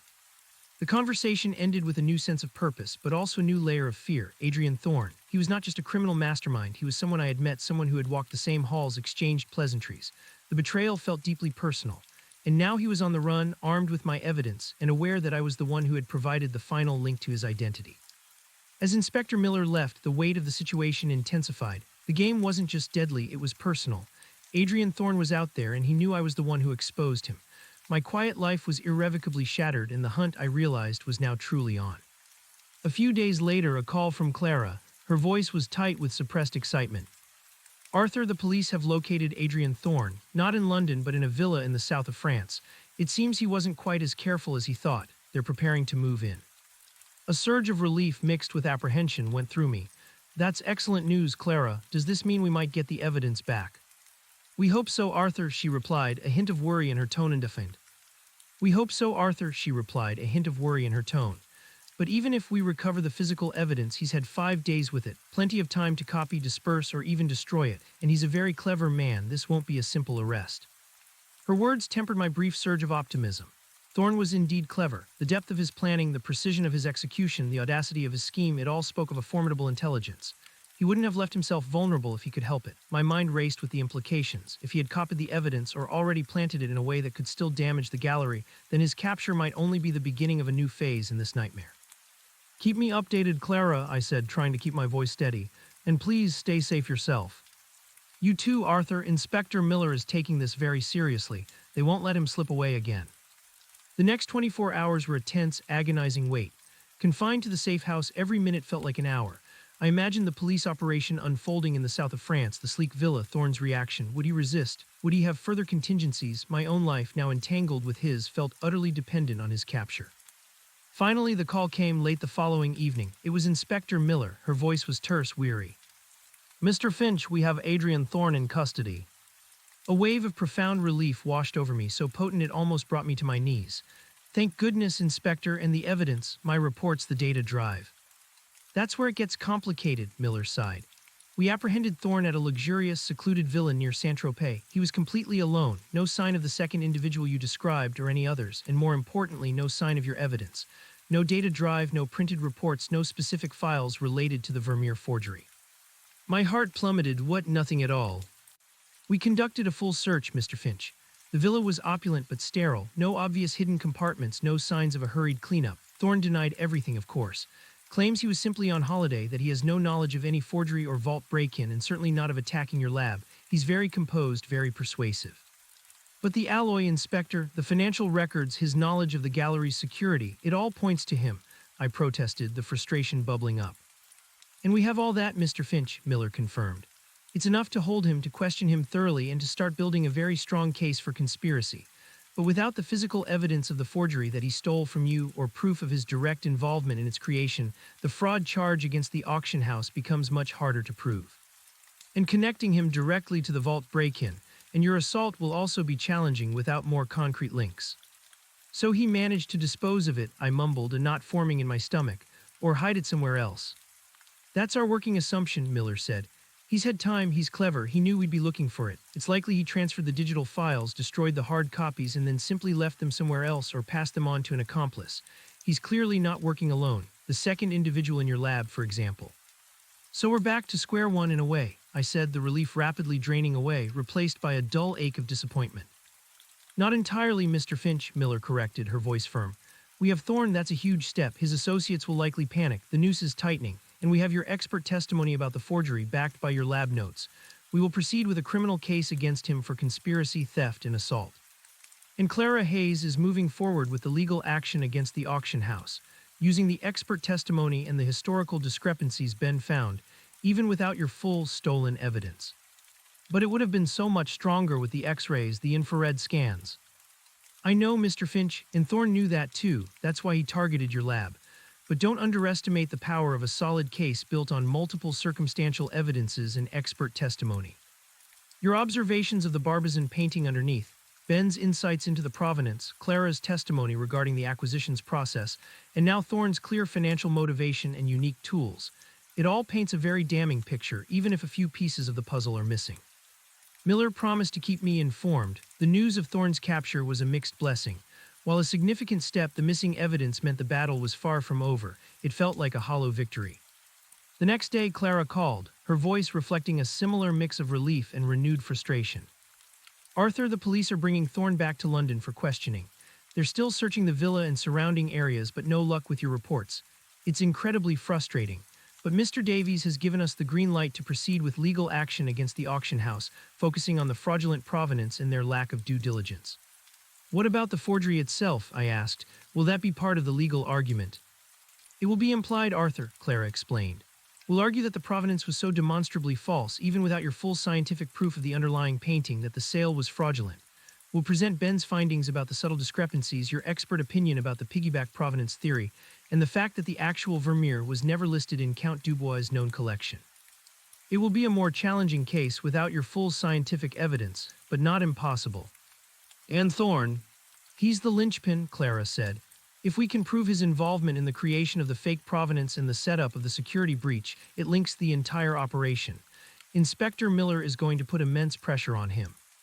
My time in the safe house continued, though the initial threat felt somewhat diminished with Thorne's capture.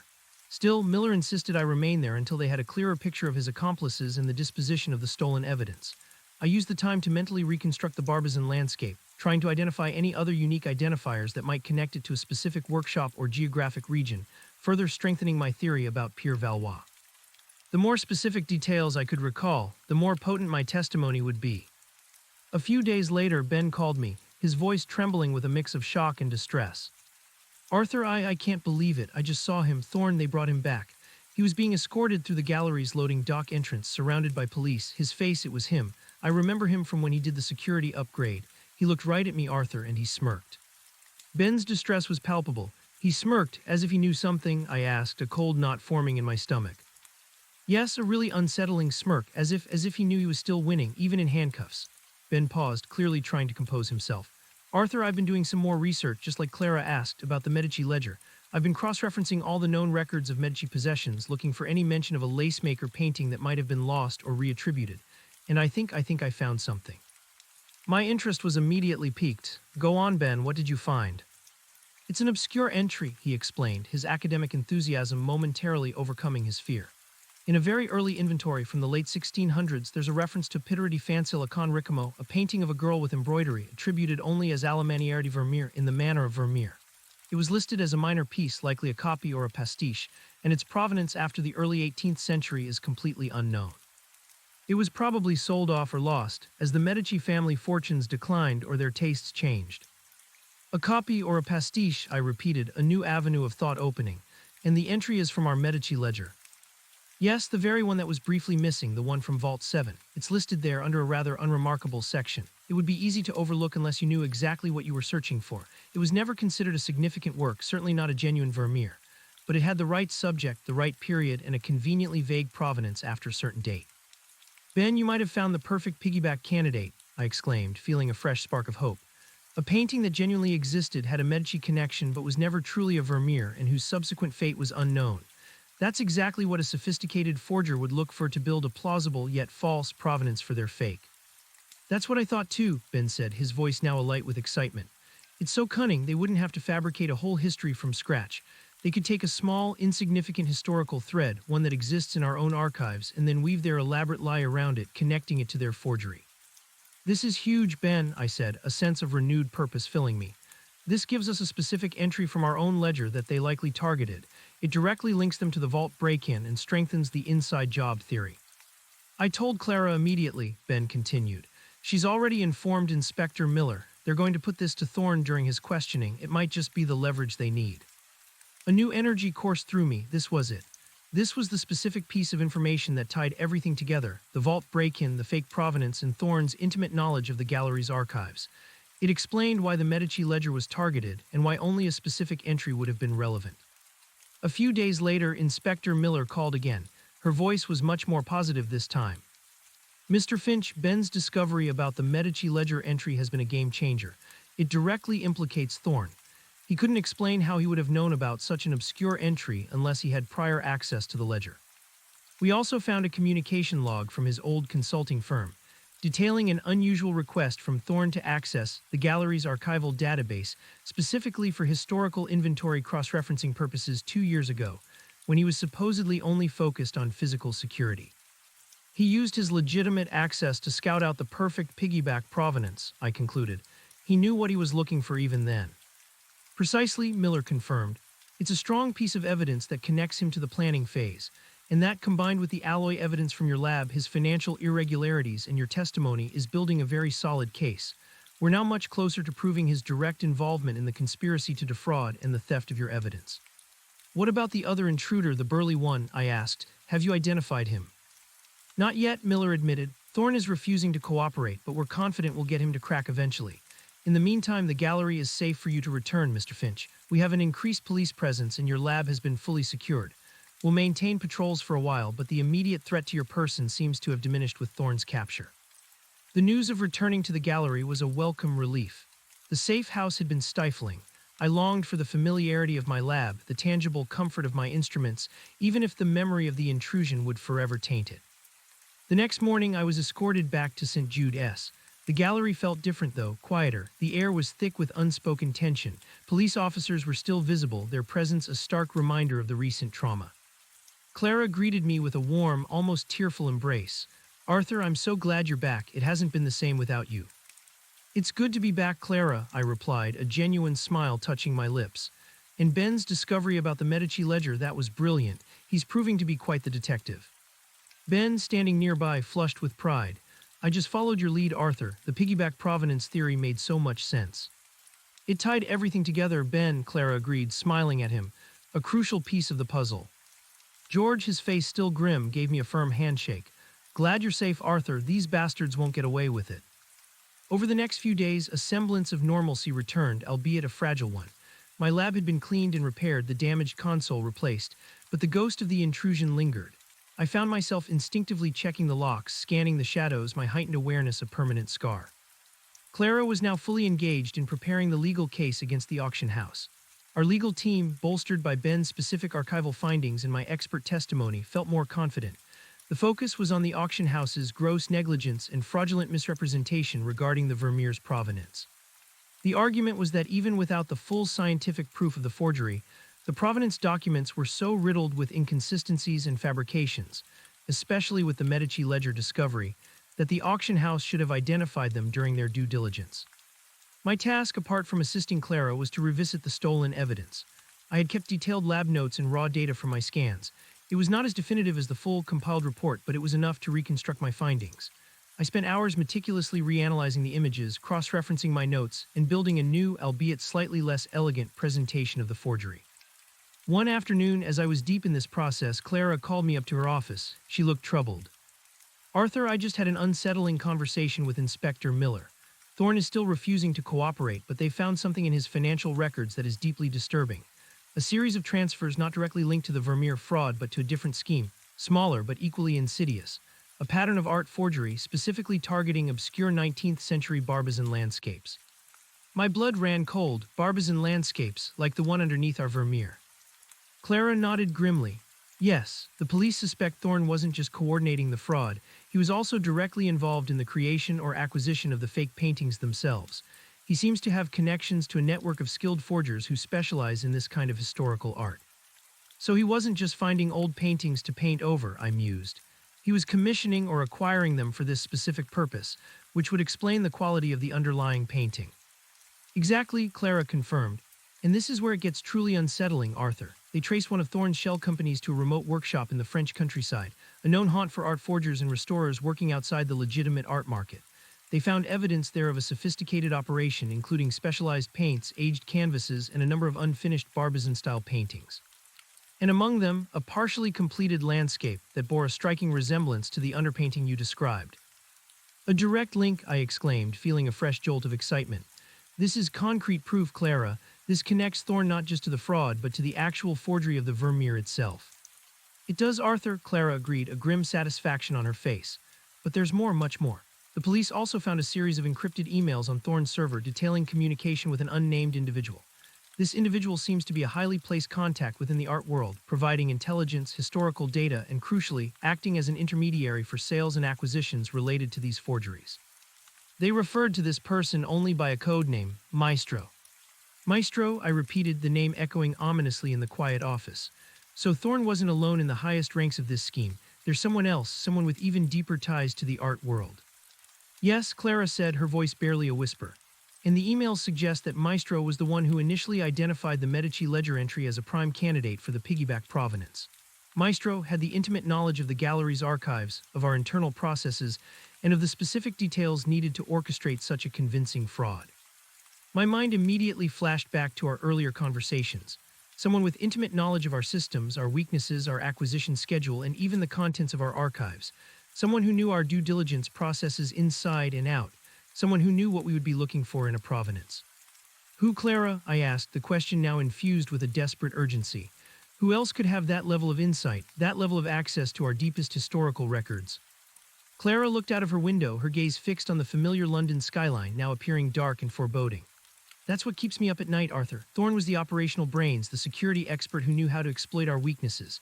But Maestro is the strategic mind, the one who understood the nuances of art historical deception, the one who identified the perfect hook in our archives.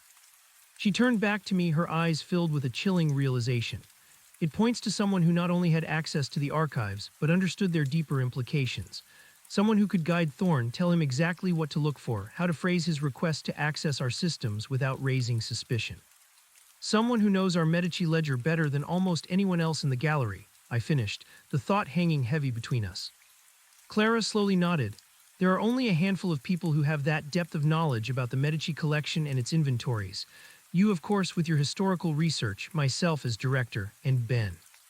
My breath hitched. Ben, the quiet, dedicated junior academic, his encyclopedic knowledge of historical art patrons and collecting trends, his seemingly accidental discovery of the Pittori di Fanciulla con Ricamo entry in the Medici ledger, his genuine surprise at the forgery, his apparent fear when confronted by Thorn's smirk.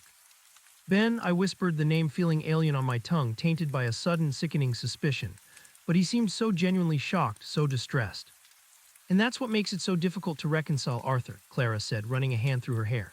He seemed so earnest, so committed to uncovering the truth, but his knowledge, it's profound. He was the one who found the watermark discrepancy, the notary signature inconsistency, the piggyback candidate in the Medici ledger. All details that paradoxically could have been planted or strategically revealed to guide us, to make us think he was on our side.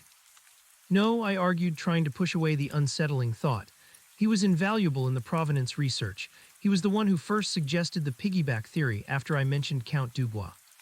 Or, Clara countered, her voice low, he steered you towards that theory, nudged you in the right direction, using his deep knowledge of historical records, knowing exactly where the weak points were, where a genuine but obscure entry could be exploited. And then he discovered the entry in the Medici ledger, solidifying the path he wanted us to take. The implications were staggering. Ben, the unassuming junior academic, the seemingly earnest young man, could be Maestro. The very person we had come to rely on, the one we had trusted with our most sensitive discoveries, could be the ultimate insider, the orchestrator behind the scenes, using his intelligence to manipulate us from within. But the vault break-in, I pressed. He was nowhere near the vault that night, and he seemed genuinely baffled by how the intruders got in. He wouldn't need to be there, Arthur, Clara pointed out. Not if he was the one providing Thorn with all the necessary intelligence. The specific entry in the Medici ledger, the vulnerabilities in our security, the layout of Vault 7, even the best time to strike.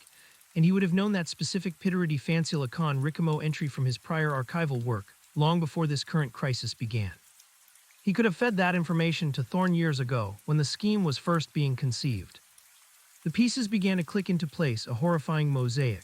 Ben's constant presence in the archives, his academic credentials, his seemingly innate ability to spot obscure historical details, his detailed knowledge of the Medici collection, it all fit the profile of Maestro. His fear and shock could have been brilliant acting, a shield to deflect suspicion. And his reaction to Thorn's smirk, I added, a cold dread creeping into my voice. He said Thorn smirked as if he knew he was still winning. Perhaps it wasn't a smirk of defiance, but a knowing smirk of complicity, a silent message between co-conspirators. Clara's eyes widened, a new horror dawning on her face. My God, Arthur, you might be right. The depth of that deception, it's unimaginable. To be so close to pretend to help us, all while orchestrating the entire fraud. But why, I asked, grappling with the betrayal. Why would Ben do this? He's so young, so bright. His career was just beginning here. Greed, Arthur, Clara stated flatly. Or ambition, or perhaps he felt overlooked, undervalued. We won't know until we catch him, but if he is Maestro, then he's a very dangerous, very manipulative individual. He played us all. A terrible thought occurred to me. He had access to my lab, Clara, after the discovery of the Barbizon painting. He was often in there assisting me. He saw my notes, my process. He knew about the hidden safe. Clara's face went pale. He must have. He would have been the one who fed Thorn the location of your safe, the specific details Thorn needed to break in and steal your evidence. He orchestrated your assault, Arthur. He put your life in danger. The revelation sent a sickening chill through me. Ben, the unassuming Ben who had looked up to me, who had asked for my guidance. He had knowingly set me up, betrayed my trust, and put me in mortal peril. The sheer calculated malice of it was almost unbearable. We can't confront him directly, Arthur, Clara said, her voice filled with a newfound steel. If he is Maestro, he's far too cunning. We need to gather undeniable proof. Inspector Miller needs to be brought up to speed immediately. She needs to know about the codename Maestro, I added, and our suspicion about Ben. The encrypted emails from Thorn's server might contain more clues if we look for his specific style, his language patterns, his historical references. Clara nodded, already reaching for her phone. I'll call her, but Arthur, for now we have to act as if nothing has changed. We can't let him suspect we're onto him. Continue your work, keep him close, pretend everything is normal, but be vigilant, watch his every move, and for God's sake, be careful." The conversation ended, leaving me in a state of profound shock and a chilling sense of betrayal. The gallery, my sanctuary, was a viper's nest, and one of the vipers was someone I had mentored, someone I had trusted. Over the next few days, I tried to follow Clara's instructions, but it was agonizing. Every interaction with Ben felt tainted. His easy smile, his eager questions, his seemingly innocent comments, now they all seemed laced with a sinister double meaning. When he offered to help me reconstruct my evidence, my blood ran cold. Was he trying to monitor my progress, to see what I could salvage, or was he merely maintaining his facade? I found myself subtly testing him, dropping hints about various obscure historical figures, mentioning specific archival collections. His responses were always swift, detailed, and impressively accurate. His knowledge was indeed encyclopedic. Too encyclopedic for a simple junior academic, perhaps. One afternoon, I was in the archives, ostensibly reviewing some 19th century Barbizon exhibition catalogs for my continued research into the underlying painting. Ben was also there, meticulously cataloging newly acquired rare books. The silence of the vast, hushed space filled with the scent of aged paper and leather was usually comforting. Now it felt oppressive. "Still working on that Barbizon puzzle, Arthur?" Ben asked, looking up from a fragile folio, a friendly smile on his face. "Indeed, Ben," I replied, feigning nonchalance. "Trying to identify the specific artist for the underlying painting in our infamous Vermeer. It's a fascinating challenge." "Ah, Pierre Valois, you suspect," he mused. "An interesting choice. His later works sometimes ventured into slightly more dramatic landscapes than his earlier, more conventional pieces. Are you still thinking that distinct tree style is the key?" His recall was instant, precise. He remembered my tentative identification of Valois, a detail I had only mentioned briefly to Clara and Inspector Miller, and had only just started researching in depth myself. Had Clara told him, or was he keeping exceptionally close tabs on my work? "Yes, the trees are quite distinctive," I confirmed, trying to keep my voice even. "I've been looking at some of his lesser-known studies. There's a particular brushstroke, a way he renders the bark, that seems unique." "Perhaps you should look at the Dubois collection catalogs again," Ben suggested, ever helpful. "Count Armand Dubois, that is. While he was known for Impressionists, he did acquire a few Barbizon pieces in his youth. It's not widely documented, but I recall seeing a small note in one of the secondary appendices of the catalogue Racinée of the Dubois collection, mentioning a brief flirtation with the Barbizon school. Nothing major, just a few early acquisitions he later sold off. A collector's early follies, as it were." My mind reeled. Count Dubois, the linchpin of the piggyback provenance. Ben had been the one to initially question Dubois' ownership of a Vermeer, a detail that now seemed designed to make him appear helpful. And now he was pointing me back to the Dubois collection for Barbizon paintings. Was this a genuine suggestion, or a subtle attempt to guide my research, to see if I was close to connecting the underlying Barbizon to the Dubois family, thereby unwittingly strengthening their own fabricated narrative? It was too perfectly aligned. "That's a good suggestion, Ben," I said, forcing a smile. "I'll definitely look into it." My heart was pounding, the mask of normalcy feeling increasingly fragile. Later that evening, Clara called me.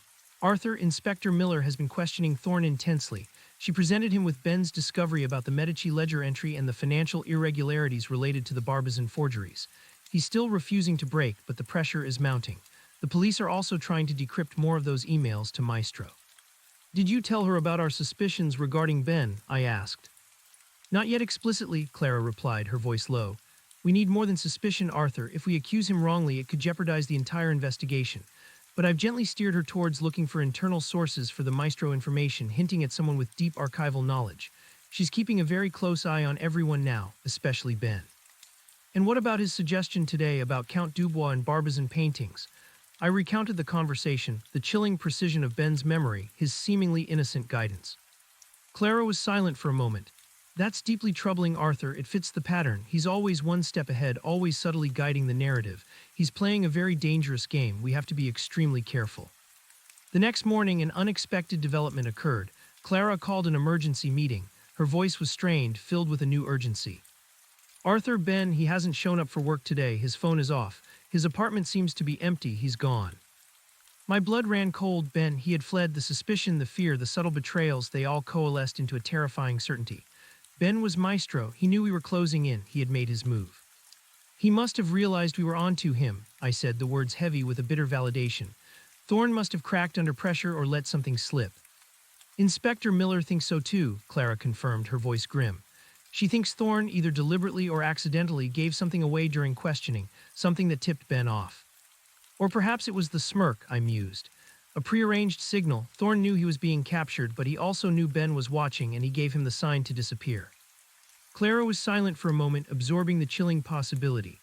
That's a level of calculated malice that makes my skin crawl, Arthur, but it makes sense. He's been playing us this entire time. His helpfulness, his distress, his discoveries, all an elaborate performance. So now what? I asked, a mixture of anger and grim determination hardening my resolve. He has the stolen evidence, doesn't he? My reports, the data drive. That's what we fear, Clara said. He had access to the gallery's safe house arrangements. He knew Thorne was caught. He was perfectly positioned to retrieve the evidence Thorne had hidden or had entrusted to him. It's the ultimate cleanup operation. Inspector Miller initiated an immediate, widespread search for Ben. The entire gallery staff was questioned, every connection, every social media account, every financial transaction meticulously scrutinized. But Ben had vanished without a trace, as meticulously as Thorne's accomplices had vanished from my lab. The irony was not lost on me. The man who had helped us unravel the provenance, who had seemed so earnest, was the very architect of our deception. The full weight of his betrayal and the danger he now posed pressed down on me. He held the stolen evidence, the irrefutable proof of the Vermeer forgery, and he was on the run. A few days later, the encrypted emails from Thorne's server yielded more clues, confirming our worst fears. The police managed to decrypt some of the more recent communications between Thorne and Maestro. The language, the specific art historical references, the turns of phrase, they bore an undeniable resemblance to Ben's academic writing style and his peculiar lexicon. It wasn't definitive, but it was damningly circumstantial. The police now had a formal warrant out for Ben's arrest, not just as a person of interest, but as a primary suspect in the conspiracy. Arthur, Clara said, her voice heavy with grief and anger, he even managed to retrieve some of the money from the initial sale. Small, untraceable sums funneled through various shell companies before Thorne's arrest. It seems Maestro was also handling the financial side of things. So he wasn't just the brains, I said, a bitter taste in my mouth. He was the financier, the operational chief, the man pulling all the strings. The gallery was plunged into a new kind of crisis. The betrayal was deeper, more personal. Mr. Davies was devastated, the initial focus on the auction house now overshadowed by the profound internal breach. The very fabric of trust within St. Jude's had been torn apart. My role now shifted again, no longer just a conservator or a witness. I was a key player in a desperate hunt. I began working closely with Inspector Miller and Clara, reconstructing Ben's movements, his known associates, his research interests. We searched his apartment, finding nothing but carefully maintained academic records. It was as if he had simply evaporated. Then, a week after Ben's disappearance, Inspector Miller called with a new, urgent development. Mr. Finch, Ms. Hayes, we found something, not Ben himself, but a new lead related to Maestro's network. While cross-referencing all known contacts from Thorne's decrypted emails, we found a recurring, highly encrypted communication with a firm in Zurich, a private art investment firm notoriously secretive, known for handling high-value, often controversial transactions for anonymous clients. Its name is Aesthetica Global Investments. Clara's face tightened. Aesthetica Global, I know them. They're a shadow operation always lurking on the fringes of major auctions. They deal in opaque, off-market purchases, often for individuals who prefer complete anonymity. Their reputation is dubious, to say the least. Indeed, Miller confirmed. But here's the crucial link. We discovered that Aesthetica Global was the ultimate buyer of record for a significant portion of Count and Define Dubois' collection, acquired through various discrete channels over the past 5 years. They effectively laundered the true provenance of the paintings, making them appear legitimate through their complex web of transactions. Clara gasped, her eyes wide with a terrifying understanding. So Maestro wasn't just orchestrating the Vermeer fraud. He was systematically using the gallery's own archives to identify piggyback candidates within the Dubois collection, pieces with obscure or incomplete provenance, and then Thorne's network would acquire or create Barbizon-style forgeries to fit those gaps. Aesthetica Global would then handle the sales, integrating the fakes into the legitimate art market with a seemingly clean history. Exactly, Miller confirmed, her voice grim. It's a far wider conspiracy than just the Vermeer. The Vermeer was just the largest, most audacious piece. They were doing this on a smaller scale, repeatedly, using Dubois' real collection as a cover. My mind raced. So the Barbizon landscapes I was researching, the ones Thorne's shell company was linked to, they weren't just for the Vermeer. They were part of a larger, ongoing operation to forge and sell pieces under the guise of the Dubois collection, using our own archives as their blueprint for deception. That's our current theory, Miller said. And the Medici Ledger entry for the Piteri di Fanciulla con Ricamo, the one Ben found, that was their ultimate target. A piece so perfectly obscure, so conveniently linked to a real historical collection that it could be used to legitimize a high-value Vermeer forgery. It was a perfect storm of opportunity and calculated deception. Clara stood up, pacing her office, her fury evident. Ben, he wasn't just working here, he was systematically dismantling the integrity of the art market piece by piece right under our noses, using his unique academic talent for villainy. His knowledge of the archives was the key, I added. He knew exactly which obscure details could be exploited, which gaps in provenance were ripe for manipulation. He was the one feeding Thorne the blueprint for each forgery. We believe Aesthetica Global is the financial engine and the distribution network for this entire operation, Miller continued. They provided the funds, handled the logistics, and ensured the anonymity of the true perpetrators.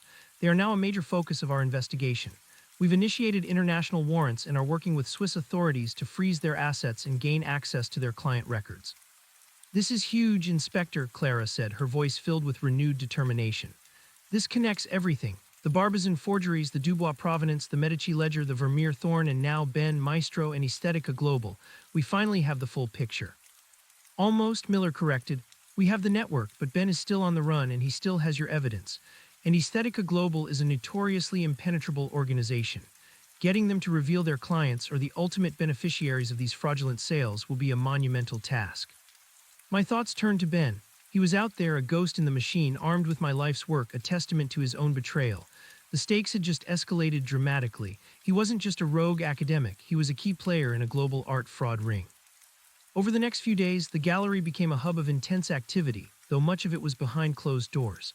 Clara and I spent hours with Inspector Miller, poring over Ben's known research papers, his academic interests, his social media activity, trying to find any clue, any hidden connection that might lead to him. We reviewed the records of his access to the archives, searching for any anomalies, any specific patterns that might reveal his true intentions from the start. We found that Ben had, over the past 3 years, requested an unusually high number of obscure archival documents related to the Dubois and Medici collections, often under the guise of his doctoral research. While seemingly legitimate at the time, in hindsight, these requests formed a chilling pattern, a meticulous mapping of potential piggyback opportunities. He had been casing the joint intellectually for years. He was building his empire of deception piece by piece, Clara observed grimly as we reviewed a timeline of his requests. Every request, every document viewed was a strategic move in his grand scheme. He used his academic position as the perfect cover. And he knew exactly what Thorne needed, I added, pointing to a series of requests for security blueprints of Vault 7, ostensibly for a historical exhibit on gallery security. He provided the operational intelligence while keeping his hands clean. Despite our efforts, Ben remained elusive. He had vanished without a trace, leaving no digital footprint, no paper trail, no panicked calls to associates. He was a chameleon, expertly blending into the background. Meanwhile, news from Switzerland was slow and frustrating. Aesthetica Global proved to be a fortress of legal and financial obfuscation. They denied any knowledge of fraudulent activities, claiming to be merely a legitimate investment firm facilitating anonymous transactions. Their lawyers were formidable, stonewalling every attempt by the authorities to penetrate their layers of secrecy. They're buying time, Miller explained to us during a video conference. Time for their clients to move assets to cover their tracks. To make our case even harder, we need a direct link, something undeniable that connects them to the Vermeer fraud and the Barbizon forgeries. And ideally, we need the stolen evidence back. What about Thorne, I asked. Is he talking yet? He's as stubborn as ever, Miller sighed. Still denying everything, blaming Ben, blaming Aesthetica, blaming everyone but himself, but we're leaning on him hard. The new evidence about the Barbizon forgeries and the wider Dubois scheme has rattled him. He knows we have him on a much bigger conspiracy charge now. One evening, as I was working late in my lab, feeling the familiar hum of the instruments, a sense of unease washed over me. The police presence in the gallery had diminished slightly, creating a false sense of security. I remembered Clara's warning, be vigilant, watch his every move, and for God's sake, be careful. I decided to revisit Ben's work on the Medici ledger. His original notes, the ones he'd shared with Clara and me, were meticulously detailed. He had highlighted the Pitterity Fancial Con Ricamo entry with a red pen, noting its obscurity and its convenient lack of subsequent provenance. It was almost too perfect. As I studied his handwriting, a tiny detail caught my eye. In the margin next to the entry, Ben had drawn a small, almost imperceptible symbol. It was an intricate, stylized M interwoven with a laurel wreath. It was the kind of flourish an academic might use to initial a particularly interesting finding or perhaps to mark a significant discovery. But in this context, after everything we knew, it sent a shiver down my spine. Maestro, was this a deliberate, arrogant signature? A mark of his ownership, his intellectual conquest of this crucial piece of the puzzle, or was it something else? My mind raced, trying to dismiss it as a mere coincidence, an overactive imagination fueled by stress. But the stylized M, the laurel wreath, it was too specific. It felt like a deliberate taunt, a signature left by a master criminal. I immediately called Clara. She came down to the lab, her face tired but alert. I showed her Ben's notes, pointing to the tiny symbol. She frowned, leaning closer. An M with a wreath, what does it mean? It's the codename Clara, I whispered. Maestro, it's his signature, a calling card perhaps. He's not just a forger, he's an artist of deception, and he's proud of it. Clara's face hardened. The arrogance, to leave such a mark in his own notes, knowing we would eventually find it. It's a psychological game, Arthur, he's taunting us. But it's also a clue, I argued. If he's so brazen, so confident in his intellectual superiority, he might have left other clues. Other signatures within his work, within his apartment, within his communications. We need to go back over everything with this in mind. Clara immediately contacted Inspector Miller, relaying our discovery. Miller agreed that it was a significant psychological insight into Ben's character, potentially a breakthrough. She promised to send her team to re-examine Ben's apartment and his office at the gallery, specifically looking for similar symbols or any other hidden Maestro references. The next day, as the police reprocessed Ben's former living and working spaces, I felt a renewed sense of purpose. This wasn't just about recovering evidence, it was about exposing an insidious intellectual betrayal. Hours passed, then a call from Inspector Miller. Her voice was taut with suppressed excitement. Mr. Finch, Ms. Hayes, you were right, we found something. In Ben's private academic journal, hidden beneath a loose floorboard in his apartment. It's filled with encrypted entries, but one of the early pages from nearly 5 years ago has that same stylized M and laurel wreath. And underneath it, a chilling motto, Veritas est quod facimus exe. Clara, fluent in Latin, translated instantly. Truth is what we make of it. My God, Arthur, this has been his philosophy from the very beginning. His entire career has been built on this lie. There's more, Miller continued. The journal also contains a series of dates and cryptic location references. We believe they correspond to dead drops or perhaps locations where Ben met with Thorne or with Aesthetica Global representatives. And one of them, the most recent one, is very specific. A small, secluded art gallery and private restoration workshop in the village of Aubigny in rural France. It's listed with a date 2 days from now. Aubigny, I repeated, a jolt going through me. That's very close to where Thorne's shell company had that workshop, the one linked to the Barbizon forgeries. The police found the partially completed landscape there. Exactly, Miller confirmed. We believe this location, Le Secret Atelier as it's cryptically referred to, is a central hub for Maestro's operation. Perhaps a place where he stores his most valuable assets, including the stolen evidence. A meeting point, a workshop, a storage facility, Clara mused. It makes perfect sense. He would need a secure, off-the-grid location to conduct his illegal activities. We're preparing an elite unit for an immediate raid, Miller said, her voice firm. This could be our chance to get the evidence back and potentially to capture Ben or at least uncover more of his network. We believe he might even be there himself to oversee the final processing or dispersal of the stolen reports. A new surge of hope mixed with trepidation coursed through me. This was it, the culmination of everything, the direct confrontation with Maestro. Inspector, I said, my voice resolute. I need to be there. I know my evidence better than anyone. I can identify it, confirm its authenticity. And I know Ben's methods, his quirks. I might be able to spot something your team would miss. Clara immediately agreed. And I should be there too, Inspector. I represent St. Jude's. This evidence is crucial to our legal case, and my presence will ensure all proper protocols are followed during recovery. Miller hesitated for a moment. It's a high-risk operation, Mr. Finch, Ms. Hayes. Ben is a manipulative, dangerous individual. We don't know what kind of security he might have in place or who else might be there. We understand the risks, Inspector, I insisted, but we are uniquely positioned to assist. We know his modus operandi. Finally, Miller relented. Very well, but you will be under strict protection and you will follow every instruction from my tactical team. You are witnesses, not active participants in the arrest. We leave in 6 hours, pack light. This will be a rapid covert deployment. The journey was a blur. We flew on a small, unmarked police jet to a regional airport in France, then transferred to a nondescript convoy of vehicles.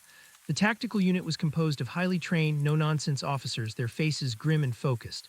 Inspector Miller led the operation, her usual stern demeanor replaced by a steely resolve. As we approached Aubigny, the landscape transformed into rolling hills, vineyards, and small, ancient villages. The air grew cooler, carrying the scent of damp earth and wood smoke. Le Secret Atelier was located on the outskirts of the village, nestled amidst a cluster of old farm buildings, almost invisible from the main road. It appeared to be a converted barn, its stone walls weathered by centuries, its windows dark and uninviting. We set up a perimeter in the pre-dawn darkness, observing the building through thermal imaging and night vision scopes. There were no immediate signs of activity, no external alarms visible. It was eerily quiet. "Looks like a ghost town," one of the officers whispered into his comms. "Don't let the quiet fool you," Miller cautioned. "This is Maestro's lair, it will be protected." The tactical team moved in with silent precision, breaching the main door with a swift, controlled explosion. The sound was surprisingly muted, swallowed by the thick stone walls. Flashbangs detonated, momentarily blinding and disorienting anyone inside. We waited, huddled in the command vehicle, listening to the crackle of the comms. Minutes stretched into an eternity. "Perimeter secure, building clear, no resistance," came the voice over the radio, a wave of relief washing over me. "Negative on suspects, it's empty." My heart sank. Empty. Ben had slipped away again. We entered the building cautiously, escorted by two armed officers. The interior was a shock. Far from a derelict barn, it was a state-of-the-art facility impeccably organized and equipped. There was a fully functional restoration workshop, complete with specialized lighting, chemical analysis stations, and climate-controlled storage units. Large easels held canvases, some blank, some with partially painted Barbizon landscapes. The faint smell of turpentine and aged linen permeated the air. This was clearly the hub for the Barbizon forgeries. And at the center of it all, a large workbench held a collection of sophisticated equipment, high-resolution scanners, professional-grade printers, and a powerful computer workstation.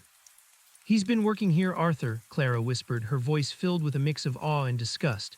"This is where the magic happened, the intellectual dark arts of forgery." I moved towards the workstation, my eyes scanning the equipment. The screen was dark, but a series of external hard drives were neatly racked beside it. A quick inspection revealed that they were custom-built, ruggedized units, designed for high-capacity, secure storage. "Inspector Miller," I called out, my voice echoing in the quiet workshop.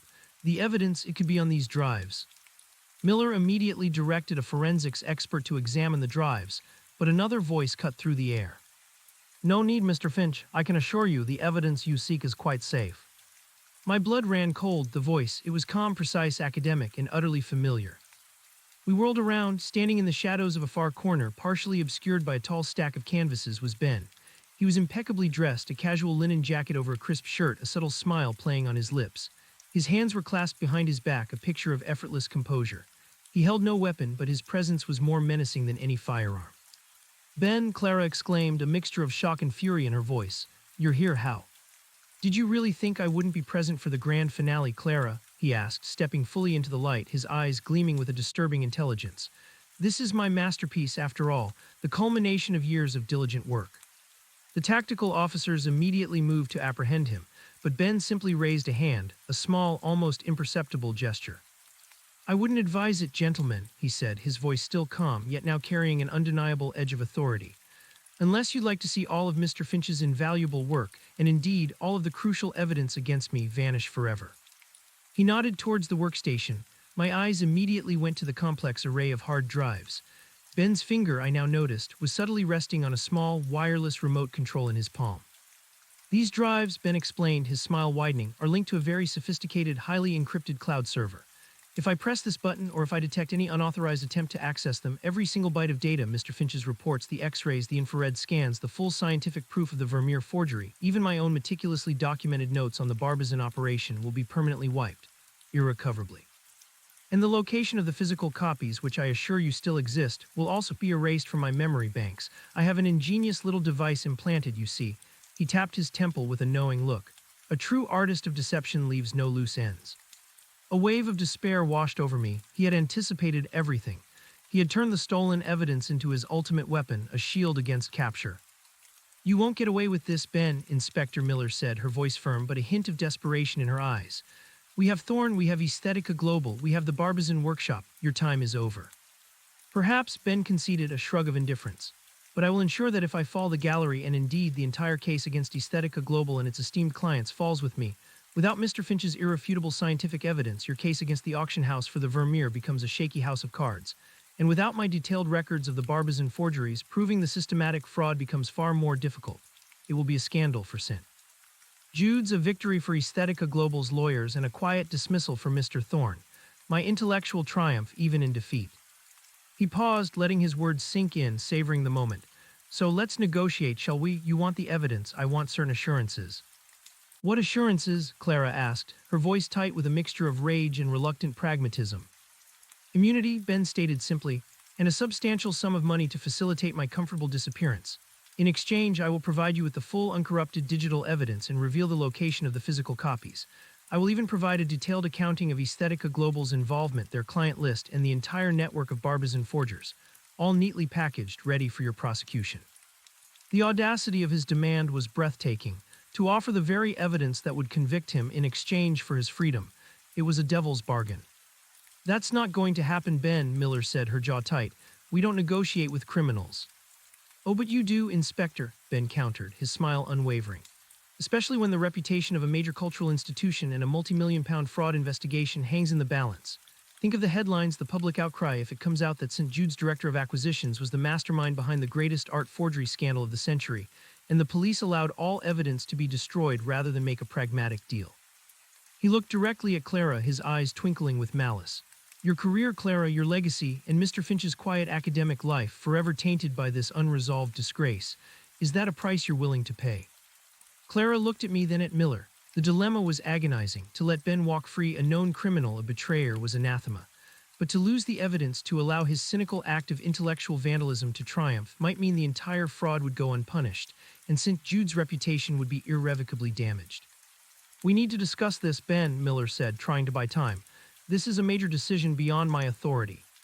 Take your time, Inspector, Ben replied, a knowing glint in his eye. But remember, time is a luxury I control. The moment I detect any attempt to seize me or these drives, the data vanishes, and then we all lose, except perhaps Aesthetica Global. They would be most pleased. The tension in the room was palpable. The tactical officers stood frozen, their weapons aimed but useless. Ben held all the cards, his remote control a tiny, potent symbol of his power. As Miller stepped aside with Clara to make a frantic call to her superiors, my mind raced. There had to be another way. Ben was playing a psychological game, using fear and a perceived intellectual superiority. But every game has its weaknesses. Every genius has their blind spots. I looked at Ben, then at the workstation, then at the hard drives, trying to see beyond the immediate threat. He was brilliant, no doubt, but he was also arrogant, confident in his own infallibility. And he was here in person. Why to gloat, to control the negotiation directly, or was there something else? You're very confident, Ben, I said, trying to draw him into a conversation to distract him. You truly believe you've thought of everything. My dear Arthur, he chuckled, a dismissive wave of his hand. I assure you every contingency has been accounted for. I have modeled every possible scenario, every police tactic, every human reaction. My plan is robust. Even if someone found a hidden weakness in your security, your systems, I pressed, a flaw you overlooked. He paused, a flicker of irritation in his eyes. Impossible. My systems are bespoke, highly encrypted. The best minds in digital security would struggle to crack them without my keys. And your physical security, I continued, trying to provoke him, to make him reveal something, anything. This workshop, it's quite impressive, but is it truly impregnable? Ben's smile tightened slightly. I am here, am I not? If it were not secure, I would not be so foolish as to present myself. I have eyes and ears everywhere, Arthur. The entire village is, shall we say, a loyal part of my network. This last comment, delivered with a smug wink, resonated with me. Eyes and ears everywhere, a loyal network. It felt less like a genuine threat and more like a carefully constructed part of his persona, designed to intimidate. I glanced around the workshop again, my eyes lingering on the restoration equipment. The brushes, the pigments, the solvents. The meticulous organization spoke of a deep reverence for his craft, even a perverted one. My gaze then fell upon a small, antique vitrine against one wall. Inside, among various historical restoration tools, was a beautifully preserved, elaborately decorated 19th-century artist's palette, complete with dried pigments and brushes. It was a collector's piece, perhaps one of his early forgeries, or simply something he admired. It struck me as odd, out of place in such a high-tech, functional workshop, yet it also felt very him, a connoisseur of art, even if his purpose was destructive. And on the vitrine, a small, discreet inscription was etched into the wood frame. It was the stylized M with the laurel wreath, and underneath a slightly larger, bolder engraving, not Latin this time, but a phrase in French. I squinted, trying to read it from across the room. L'artiste existe en ce qu'il cache. The artist exists in what he hides. My blood ran cold. This wasn't just a motto, it was a philosophy, a creed, and a direct challenge. What he hides. What was Ben hiding beyond the obvious? What was he not showing us? My eyes darted back to the workstation, to the hard drives. Ben was watching me, his expression unreadable, a slight tilt of his head. He knew I had seen the inscription. He was challenging me to decipher his hidden meaning. Then it hit me, the ingenious little device implanted in his temple, the one that would erase the location of the physical copies from his memory banks. It was too melodramatic, too theatrical, too Ben. He was a showman, a manipulator of narratives. He didn't need a surgical implant to remember or forget. He simply needed to pretend that was the case to gain maximum leverage. The physical copies, he claimed they existed, and he claimed he would reveal their location only if his demands were met.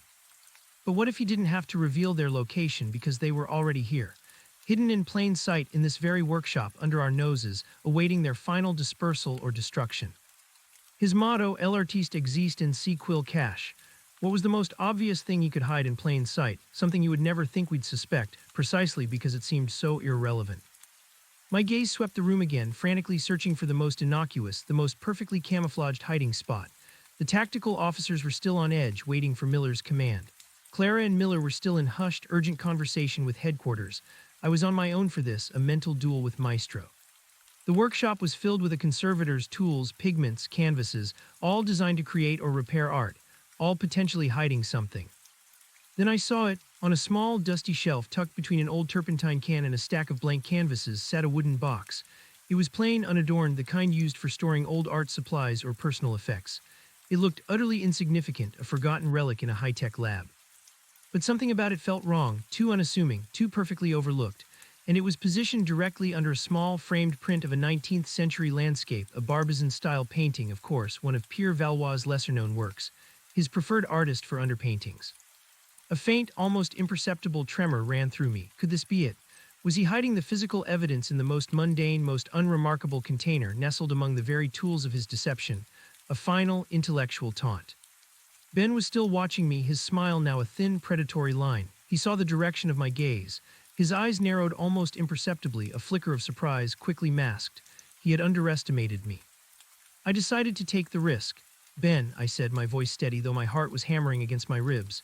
You claim the digital evidence will be wiped and the location of the physical copies erased from your memory.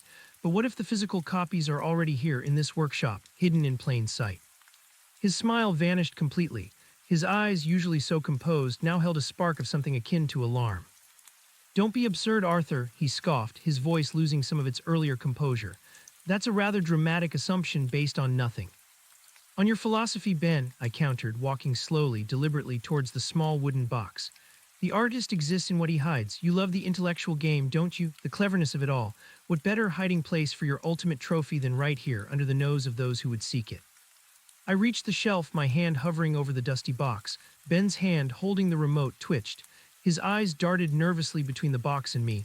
He was losing control of the narrative, and it was clearly unsettling him. Stay away from that, Arthur, he commanded, his voice sharp now, the smooth veneer finally cracking. It's merely a box of old supplies. You're making a fool of yourself. Am I? I challenged, my fingers brushing the lid of the box. It was remarkably light, lighter than I expected for a box of supplies, and the wood felt too smooth, too carefully finished for simple storage. I said stay away, Ben roared, abandoning his calm facade entirely. He took a frantic step forward, his eyes wild. Or I swear I'll wipe it all. But it was too late. My fingers had already found the small, almost invisible clasp. With a click, the lid sprang open. Inside, nestled among layers of archival tissue paper, were my reports, the meticulously compiled scientific analysis of the Vermeer forgery, the X-ray photographs, the infrared scans, the macro photographs detailing the anachronistic underdrawing and the false craquelure, all of it, the irrefutable proof. And underneath, a small, ruggedized data drive, my original backup, the one he had stolen, containing all the raw data and even more detailed notes. Found it, I whispered, my voice thick with a mixture of triumph and utter exhaustion. I looked up at Ben, holding the drive and reports. The artist exists in what he hides, Ben, and you hid it in plain sight, thinking no one would be clever enough to see your conceit. Ben's face was a mask of disbelief, then dawning fury. He had been outmaneuvered, his intellectual game exposed. His plan, his meticulously constructed narrative of control, had shattered. No, he screamed, his voice raw, betraying his carefully maintained composure. He lunged forward, not towards me, but towards the workstation, towards the array of hard drives, his finger already pressing the remote control, desperate to execute his final, destructive act. But before his finger could fully depress the button, the tactical unit moved. With lightning speed, they converged on him. A stun grenade detonated with a blinding flash and a deafening report, disorienting him. In a flurry of motion, Ben was tackled, the remote control flying from his grasp.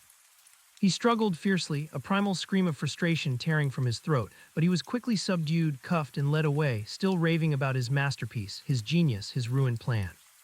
Silence descended upon the workshop, a heavy, profound silence, broken only by the steady breathing of the officers. Clara rushed over, her face pale with shock but radiant with relief. "Arthur, you found it! Oh my God, you found it!" She gently took the reports and the data drive from my trembling hands, cradling them as if they were priceless artifacts. Inspector Miller, her expression one of grim satisfaction, approached. "Mr. Finch, Miss Hayes, you were both instrumental. You led us to him, and Mr. Finch, you had the insight to decipher his twisted game. This evidence is invaluable. It will secure his conviction, Thorns, and finally, it gives us the leverage we need against Aesthetica Global." My knees felt weak with relief. The reports, the data drives, they were safe. The truth finally had prevailed. "The motto, Inspector," I explained, pointing to the vitrine. "L'artiste existe en si quil cache." It was his signature, his philosophy. He was too proud of his intellectual cunning to hide it conventionally. Miller nodded, a newfound respect in her eyes.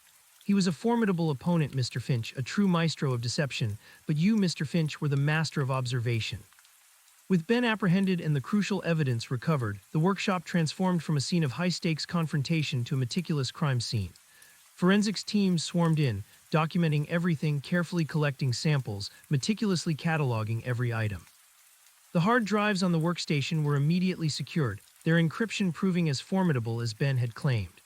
But with Ben in custody and with the physical evidence in hand, the police now had multiple avenues to pursue, including the potential to coerce his cooperation in decrypting his digital archives. As the morning light streamed through the dusty windows of Le Secret Atelier, illuminating the scene, a sense of weary triumph settled over me. The quiet life of a conservator, once shattered, was slowly beginning to mend. The physical scars of the assault would heal, but the deeper wounds of betrayal would take longer. Clara and I spent the next few hours working closely with Miller and her team, detailing the contents of the recovered evidence, explaining its significance, and highlighting the specific points that would tie everything together. The Barbizon painting analysis, the false craquelure, the anachronistic underdrawing, and the undeniable link to the Medici ledger entry. "This is irrefutable, Arthur," Clara said, gently laying out the reports on a clean work surface. "With this, we can not only convict Ben and Thorne, but we can completely dismantle Aesthetica Global's network and expose the full extent of their art fraud operation. St. Jude's reputation, our integrity, it will all be restored. And the truth about the Vermeer will finally be known," I added, a grim satisfaction in my voice. "No more piggyback provenance, no more manufactured histories, just the unvarnished truth." Later that day, as we prepared to return to London, Inspector Miller received a crucial update from her team back in the UK. "Thorne has finally broken," she announced, her voice filled with a quiet victory. With Ben in custody and the full evidence recovered, he realized the game was defined. He realized the game was up. His confession, delivered with a defeated sigh, unraveled a far more intricate web of deceit than Inspector Miller had initially grasped. Thorne confirmed Ben's role as maestro, detailing how the unassuming academic had been the true mastermind, orchestrating everything from the initial identification of piggyback provenance candidates in the St. Jude's archives to the meticulous planning of the Vermeer forgery and the broader Barbizon scam. Thorne, desperate for a reduced sentence, didn't hold back. He described Ben's chilling foresight, his ability to anticipate every contingency, his almost inhuman calm under pressure. He confessed that Ben had been building this network for years, slowly cultivating contacts within the murky world of art investment and forgery. Aesthetica Global, Thorne explained, wasn't just a distribution network. It was the ultimate beneficiary, founded and covertly managed by an anonymous collective of high-net-worth individuals obsessed with owning provenance-perfect art, even if that provenance had to be manufactured. They preferred the illusion of historical legitimacy to genuine rarity, as it afforded them both prestige and a convenient veil for illicit financial activities. "Ben, he found them," Thorne admitted, his voice hoarse, speaking via a secure video link from his holding cell in London. He approached them 5 years ago after his initial research into the Medici and Dubois collections revealed the gaps. He showed them the opportunities, the sheer volume of piggyback possibilities within established yet poorly documented collections. He convinced them he could make them a fortune, all while remaining untraceable. Miller's questions came fast and hard. Who are these individuals? Who is the collective behind Aesthetica Global? Thorne shook his head. Ben never told me their names. He was obsessed with compartmentalization. He communicated with them through encrypted channels almost entirely separate from our own. I only ever met with their operational head, a man known only as the facilitator. He was their representative, their go-between for the actual transactions and logistics. A shadowy figure, always impeccably dressed, spoke 5 languages, no discernible accent, never used a real name. He was the one who paid me for the physical forgeries, the ones Ben designed, and then arranged their sale through Aesthetica Global's shell corporations. Did you ever meet him in person? Clara pressed, her voice urgent. Only a handful of times in various European cities, Thorne replied. Always in private clubs or discreet apartments, always by appointment arranged by Ben. I only knew him as Ramai. He was the one who received the completed Barbizon landscapes and who oversaw the final aging process before they were integrated into the market. And the Vermeer? Arthur asked, a knot forming in his stomach. That was Maestro's crowning achievement, Thorne said, a flicker of something akin to admiration in his eyes, quickly replaced by self-pity. Ben researched the original Pittura di Fanciulla con Ricamo entry for years. He found the perfect underlying painting, a genuine 17th century work that could be expertly painted over. He sourced the pigments, the canvas, everything to match Vermeer's period. He even trained me meticulously in the specific brushstrokes, the layering techniques, the craquelure application. He made me recreate the exact light conditions of Vermeer's studio using historical accounts. It was his obsession, his grand statement. He wanted to prove he could create a masterpiece of deception so perfect it would fool the world's greatest experts for decades. Thorne went on to confess that the Vermeer had been a joint effort, with Ben providing the forensic-level historical and scientific guidance, and Thorne executing the physical forgery. The plan was to let it languish in a private collection for a few years after its initial discovery through the Medici ledger, building an unassailable provenance before a carefully orchestrated auction by Aesthetica Global. The St. Jude's acquisition had been an unexpected coup for them, speeding up their timeline considerably. The confession provided vital pieces to the puzzle, but the identity of Ramai and the ultimate beneficiaries of Aesthetica Global remained tantalizingly out of reach. Thorne knew the general modus operandi, but Ben had meticulously insulated the top tier of the conspiracy from the operational layers. Meanwhile, Ben remained defiantly silent at the Aubigny atelier. He refused to acknowledge anything, maintaining an icy composure that even Miller found unnerving. He requested a lawyer, and within hours, a formidable team of international legal counsel funded by an anonymous source arrived from Zurich. They immediately invoked every legal protection available, making it clear that Ben would not cooperate without an exceptionally favorable deal. His lawyers also vehemently denied any involvement with the facilitator or Aesthetica Global, framing Ben as a mere academic who had been manipulated by Thorne. He's playing a long game, Arthur, Clara observed, as we flew back to London on the police jet, the recovered evidence secured in a specialized container. He's still trying to control the narrative, even from a cell. His silence is a weapon, just as his helpfulness was before. Back in London, the gallery was abuzz with a strange mix of relief and anxiety. The news of Ben's arrest and the recovery of the evidence spread like wildfire among the staff. The immediate threat was neutralized, but the betrayal still stung deep. Mr. Davies, though relieved, was particularly shaken by the depth of Ben's deception, lamenting the young academic's wasted talent. My lab became the central hub for the scientific reconstruction of the entire fraud. With the physical evidence finally back in my possession, I worked tirelessly, alongside a team of police forensic experts, to digitize, cross-reference, and analyze every single detail. My original reports, combined with Ben's confiscated digital archives, which, thanks to his capture, could now be forensically examined by a specialized police unit, proved to be an overwhelming body of evidence. The Barbizon forgeries, in particular, revealed a chilling pattern. My previous analysis had touched on their artistic style, but Ben's detailed notes, once decrypted, exposed the full extent of his methodical approach. He had not only identified Barbizon landscapes as the perfect underpainting for the Vermeer, but had also systematically selected other obscure Barbizon pieces from the Dubois collection, pieces with minimal documentation, to serve as templates for new forgeries. These fakes, expertly aged and then sold through Aesthetica Global, would then gain a manufactured legitimacy, piggybacking on the established, though sparse, provenance of the original Dubois collection. Ben's meticulous notes detailed the specific historical pigments used, the exact wood types for stretchers, the precise methods for simulating craquelure and dirt accumulation, and even the provenance papers he painstakingly forged for each piece. He had documented the entire process, almost like an instruction manual for the perfect art fraud. It was a testament to his perverse genius. He considered himself an artist, Arthur, Clara said, poring over the decrypted files one evening in my lab. Not of painting, but of history, of truth. He believed he could sculpt reality to his own design. His motto, I murmured, recalling the inscription on the vitrine, truth is what we make of it. He wasn't just committing fraud, he was waging an intellectual war against the very concept of objective truth in art history. The scientific evidence was damning. The X-rays of the Vermeer clearly showed the Barbizon landscape beneath, complete with its unique tree stylization that I had first identified. Infrared reflectography revealed the anachronistic underdrawing, a clear indicator of 20th century origins. Chemical analysis of the pigments showed modern binders and synthetic compounds mixed with period-accurate materials, a hallmark of skilled forgery. My data drive, recovered from the wooden box, contained all the raw spectral analysis data, the comparison microscopy images, and the detailed breakdown of the Barbizon workshop's unique signature in its materials. With this overwhelming proof, Miller and her team presented an airtight case against Ben and Thorne.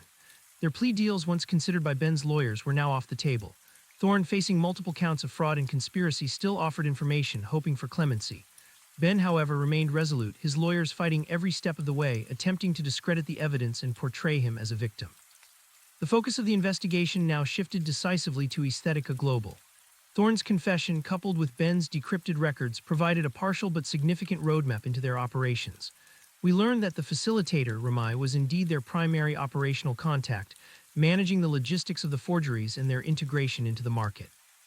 Ben's files also contained tantalizing fragments of communication with Aesthetica Global, coded messages, financial ledgers, and anonymous transaction records that, while heavily encrypted, offered a glimpse into their structure. "We need Ramai," Miller stated during a strategy meeting. "He's the bridge between Ben and the shadowy collective.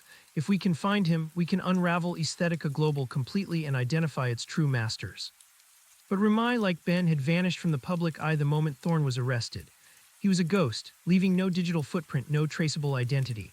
The only lead was Thorne's vague description and the knowledge that he was a highly sophisticated operative, fluent in multiple languages, with connections across Europe's illicit art market.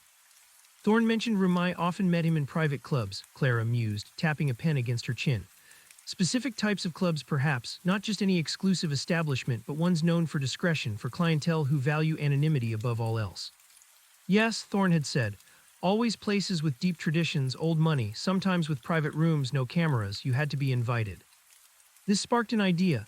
Ben, in his academic papers, often wrote about the social history of collecting, I recalled. He had a particular fascination with 19th-century European private societies, gentlemen's clubs, and the exclusive circles where art was traded outside of public view. He saw them as the precursors to modern, opaque art markets. Miller's eyes lit up. He might have been using those very circles, those types of establishments, as his operational grounds. It would be a perfect place for Ramai to blend in, using the gentleman's club anonymity as a shield. We began meticulously cross-referencing Ben's research interests with locations where Thorne had reported meeting Ramai. It was a painstaking process, sifting through decades of club records, membership lists, and historical anecdotes. The task was enormous, but the insight provided a new direction.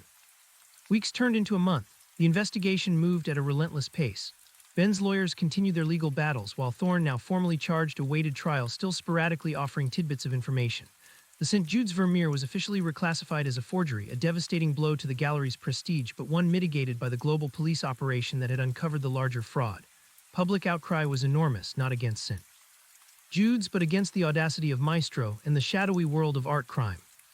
One evening, as I was examining a digitized copy of one of Ben's earliest doctoral research papers, a treatise on the socioeconomic factors influencing 19th-century art acquisition trends, a specific passage caught my eye. It was a detailed historical analysis of a highly exclusive, almost mythical gentlemen's club in Geneva, Switzerland, known as Le Cercle des Erudits Oubliés, the Circle of Forgotten Scholars. Ben had described it as a bastion of old-world discretion, where wealth and intellect converged, and where certain transactions were conducted with an unparalleled degree of privacy. He had cited obscure historical sources, hinting at its role in facilitating off-market art deals for a select, anonymous clientele. Geneva, I breathed. Thorne had mentioned meeting Ramai in Switzerland more than once, and Aesthetica Global was based in Zurich. It was a long shot, but the description of the club, its secrecy, and Ben's academic fascination with it felt too specific to ignore. I immediately called Clara and Miller. Le Cercle des Erudits Oubliés, Miller repeated, her voice intrigued. Forgotten Scholars sounds exactly like the kind of place Ben would frequent and where Ramai would operate. The Swiss authorities have struggled to penetrate Aesthetica Global, Clara added. Their legal structures are impenetrable, but a private club, that's a different kind of entity, perhaps less protected. Miller quickly dispatched a team of international liaison officers to Geneva, armed with the new lead. It was a delicate operation. Such clubs were fiercely protective of their members' privacy. Obtaining access, let alone evidence, would be a monumental challenge. Days crawled by, filled with nervous anticipation, then an urgent call from Miller. Arthur, Clara, we've had a breakthrough in Geneva. Our team managed to gain access to Le Cercle des Erudits Oubliés through a warrant related to an unrelated financial investigation. They found something in the club's private archives, specifically linked to an anonymous holding company associated with Aesthetica Global. My heart pounded. What did they find? A membership ledger, Miller revealed, her voice taut with excitement. An old, handwritten one listing the names of individuals who held legacy memberships through various trusts and shell companies. And one of those names, consistently listed as the representative for an Aesthetica Legacy Trust, matches the description of Ramai. You found him, Clara exclaimed. Not quite, Miller clarified. The name listed isn't Ramai, it's Monsieur Dubois, and the associated address points to a secluded villa outside Geneva, a property known to be owned by Aesthetica Global, used as a private retreat for their most esteemed clients. My breath hitched. Dubois, Count Armand Dubois. No, Arthur, Miller said, a chilling certainty in her voice. Not the historical Count Dubois. The membership ledger lists the name as Theodore Dubois, and the signature on the ledger for the Aesthetica Legacy Trust account is a stylized M with a laurel wreath. My blood ran cold. Theodore Dubois. The name was new, yet the signature was terrifyingly familiar. Maestro, I whispered, it's Ben, he's Ramai, he's Theodore Dubois. Clara gasped, my God. He created an entirely new persona, a new identity, to interact with Thorne and manage Aesthetica Global's operations.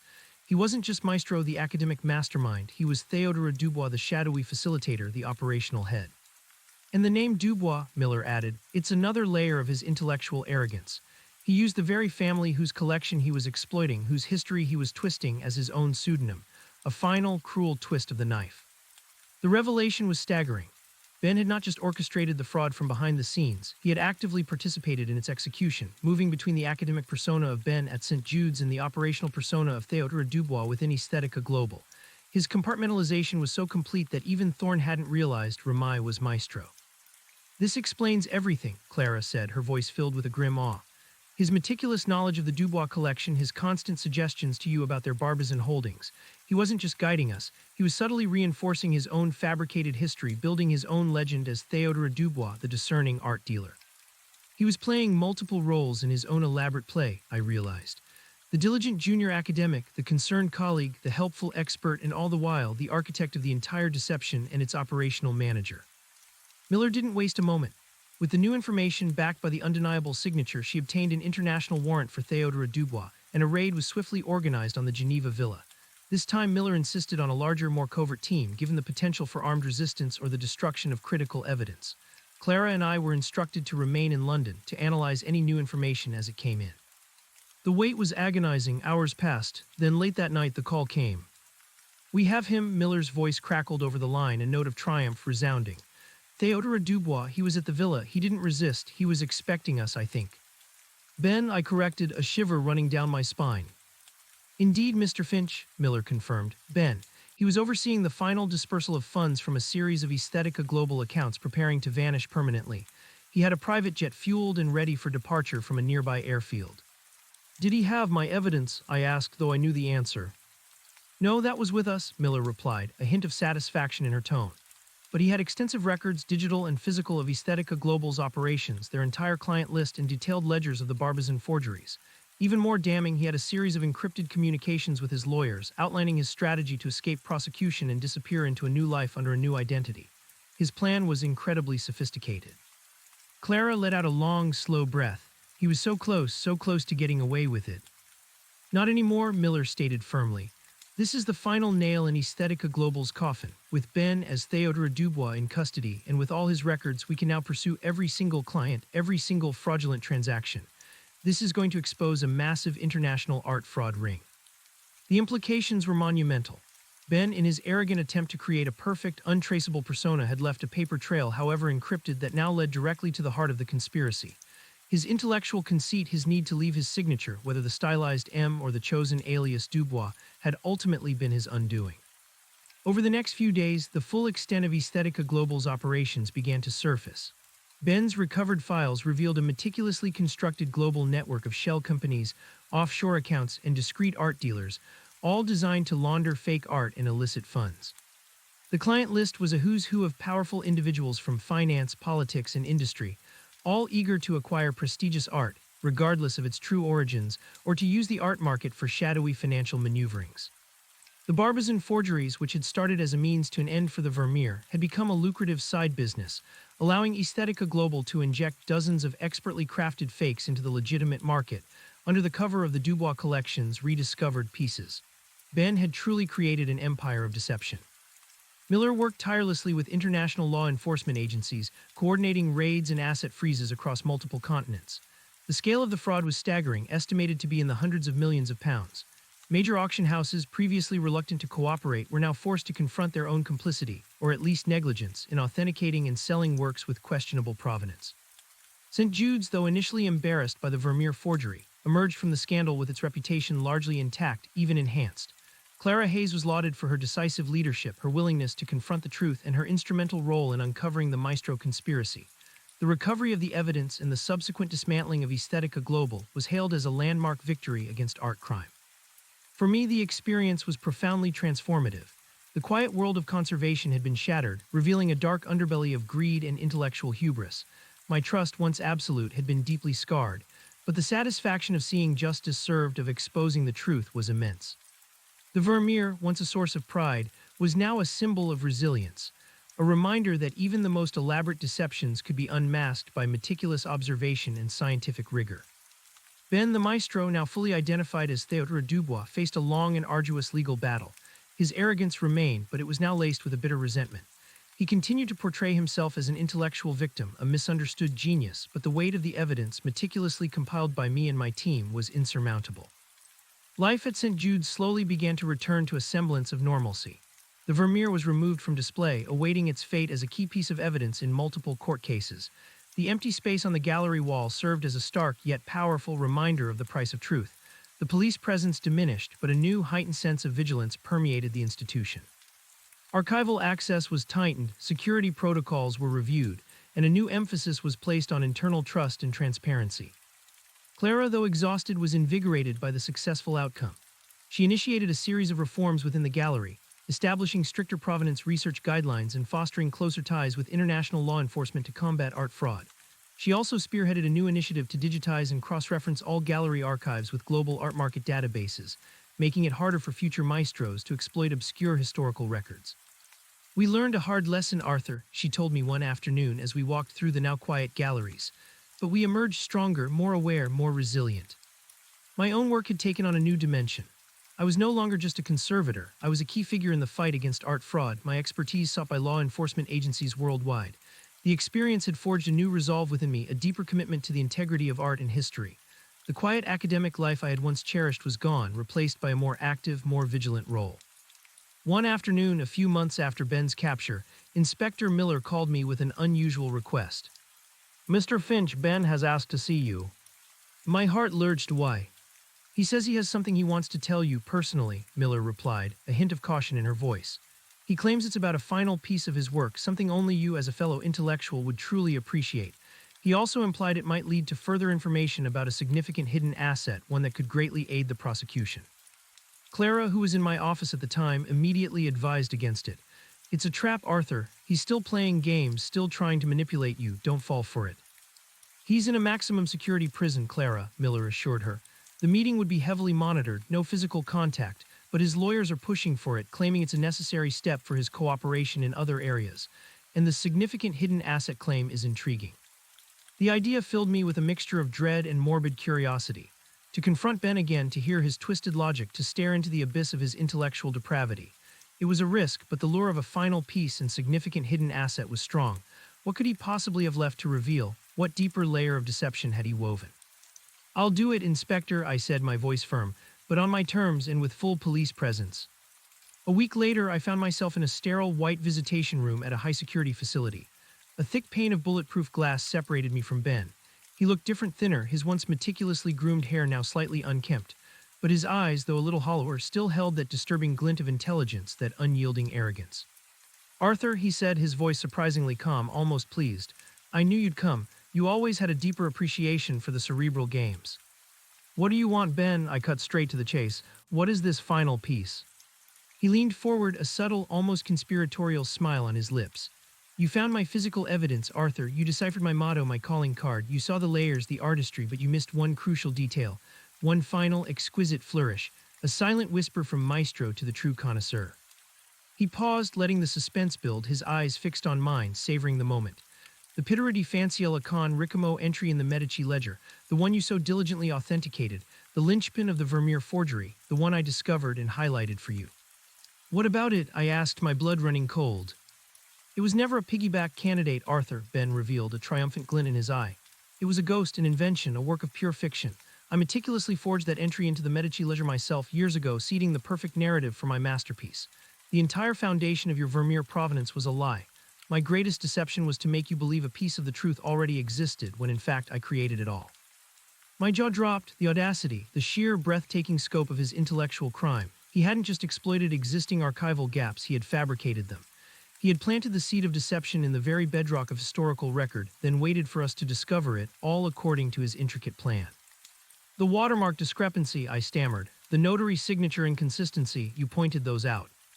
Indeed, Ben chuckled, to make my discovery seem more legitimate, more challenging. I highlighted the flaws I had meticulously introduced, knowing you would find them, and then dismissed them as minor historical anomalies, rather than the deliberate markers of a master forger. But the historical context, Clara had said, the linguistic nuances, the specific details, it was so perfectly placed. That, my dear Arthur, Ben purred, is the true art. To understand history so intimately that you can create a seamless fiction within it. To craft a lie so perfectly that even the most astute historians like yourself are utterly convinced of its truth. That, Mr. Finch, is the ultimate maestro's touch, a historical intervention, an intellectual conquest. A wave of nausea washed over me. The depth of his betrayal, the sheer calculated malice was unfathomable. He hadn't just stolen art, he had stolen history itself, twisting its very fabric to serve his cynical ambition. The true Vermeer had never existed in the Medici ledger. It had been an elaborate fiction, a perfect, undetectable illusion. So there is no hidden asset? I asked, my voice barely a whisper, the previous intrigue replaced by profound shock. Ben merely smiled, a chilling, self-satisfied smirk. The hidden asset, Arthur, is the truth of my genius, and I just gave it to you. He leaned back, a picture of smug triumph, leaving me utterly speechless, grappling with the profound, devastating implications of his final revelation. The core of the entire case, the foundation of the provenance, the very entry that had sparked our investigation, was a phantom, a masterful deception woven by Maestro himself. Miller, who had been listening intently, quickly consulted with her legal team through her earpiece. This new confession, while profoundly disturbing, did not undermine the evidence against Ben regarding the actual forgery of the painting or the broader Barbizon scam. It simply added another layer to his cunning. So what do you suggest now, Arthur? Miller asked, her voice steady despite the shocking revelation. Do we include this in the prosecution, or does it complicate things further, perhaps by making the provenance seem too perfectly fabricated? I looked at Ben, still smirking through the glass, his eyes challenging me. He wanted to be recognized for this ultimate act of intellectual fraud. He wanted his masterpiece to be acknowledged. Yes, Inspector, I said, my voice hardening with a new resolve. We include it, every single detail. We expose his fraud in its entirety, not to deny his perverse genius, but to demonstrate the full insidious extent of his intellectual corruption. We show the world what happens when truth is what you make of it. The conversation ended, leaving me with a bitter taste in my mouth, but also a renewed clarity. Ben's final confession, far from undermining the case, only cemented his reputation as the ultimate maestro of deception, a man who had not just forged art, but had twisted history itself. The legal battle against Ben and Aesthetica Global was long and complex. The revelation of the forged Medici ledger entry added another layer of scandalous intrigue to the trials, capturing global headlines. Ben, unrepentant, continued to revel in the intellectual challenge, even from behind bars. As for St. Jude's, the journey towards recovery was ongoing. The gallery had survived and in many ways grown stronger, more vigilant. Clara continued her reforms, determined to prevent such a betrayal from ever happening again. My own research now included a new, darker area, the forensics of historical record fabrication inspired by Ben's chilling genius. The Vermeer forgery, stripped of its false provenance, was set to be displayed in a special exhibition, not as a masterpiece, but as a stark testament to the power of deception and the relentless pursuit of truth. It would tell a new story, a cautionary tale. My life as a conservator was irrevocably changed, forever marked by the ghost of Maestro. The quiet contemplation of art had been replaced by a fierce determination to protect its integrity from the dark arts of manipulation. The battle was won, but the war for truth in art, I knew, would never truly end. One final piece remained. After Ben's confession about the Medici ledger, the police were given permission to re-examine his personal effects, particularly any items that might hold a final secret related to his claim of an undiscovered asset. Among his seemingly innocuous academic papers, carefully tucked away in a false bottom of a rare book, they found a single, exquisite miniature portrait. It was a painting of a young woman no bigger than a locket, rendered with breathtaking skill. Her face was delicate, serene, her eyes holding a hint of melancholy. She wore a simple dress, subtly embroidered. The style was distinctly 17th century Dutch, perhaps even Vermeer. And in the bottom corner, almost invisible to the naked eye, was the stylized M with a laurel wreath. It was the pittura di Fanciella con Ricamo, the girl with the embroidery. Not in a ledger, not a forgery, but a genuine, breathtaking miniature painting. A true masterpiece hidden away, perhaps the very work Ben had originally discovered or even commissioned to inspire his forgery of the ledger entry. A piece so beautiful, so precious, that even Maestro couldn't bring himself to destroy it or even to sell it. His secret private triumph. The miniature was brought to my lab, a ghost from the heart of the deception. It was a tangible link to the Maestro, a whisper of his true artistic sensibility, untainted by fraud, yet paradoxically the very catalyst for it. The girl in the portrait seemed to stare out at me, her expression unreadable, holding secrets beyond my grasp. It was a paradox, a final, beautiful enigma from the mind of Maestro, a genuine, exquisite piece of art at the very core of a monumental forgery. It raised more questions than it answered. Was it a real Vermeer or a perfect contemporary imitation commissioned by Ben years ago? Was this his final, truly hidden asset, something he had kept from everyone, a silent, personal treasure? A true girl with embroidery, whose existence only he knew and whose secret had died with his capture. The answer, like so many of Maestro's intentions, remained shrouded in mystery, a testament to the enduring power of art and the intricate web of truth and deception that forever intertwines its history. The miniature portrait became a silent focal point in my lab. For weeks, I studied it under every conceivable light, with every forensic tool at my disposal. Its exquisite detail, the subtle play of light on the young woman's face, the precise embroidery on her collar, it all spoke of a master's hand, yet definitive proof of it being a Vermeer remained elusive. The signature, the stylized M with a laurel wreath, was Ben's defiant stamp, not a historical artist's mark. Was it a genuine 17th century work, perhaps by a contemporary of Vermeer, which Ben had meticulously curated and attributed to the lost girl with embroidery in his fabricated ledger? Or was it a modern masterpiece of mimicry, commissioned by Ben himself, a secret indulgence, a genuine artistic creation born from his own twisted vision? The more I delved, the more it became clear that Ben had engineered this final paradox for me. He had left behind not merely an object, but a question designed to eternally haunt the intellectual purist.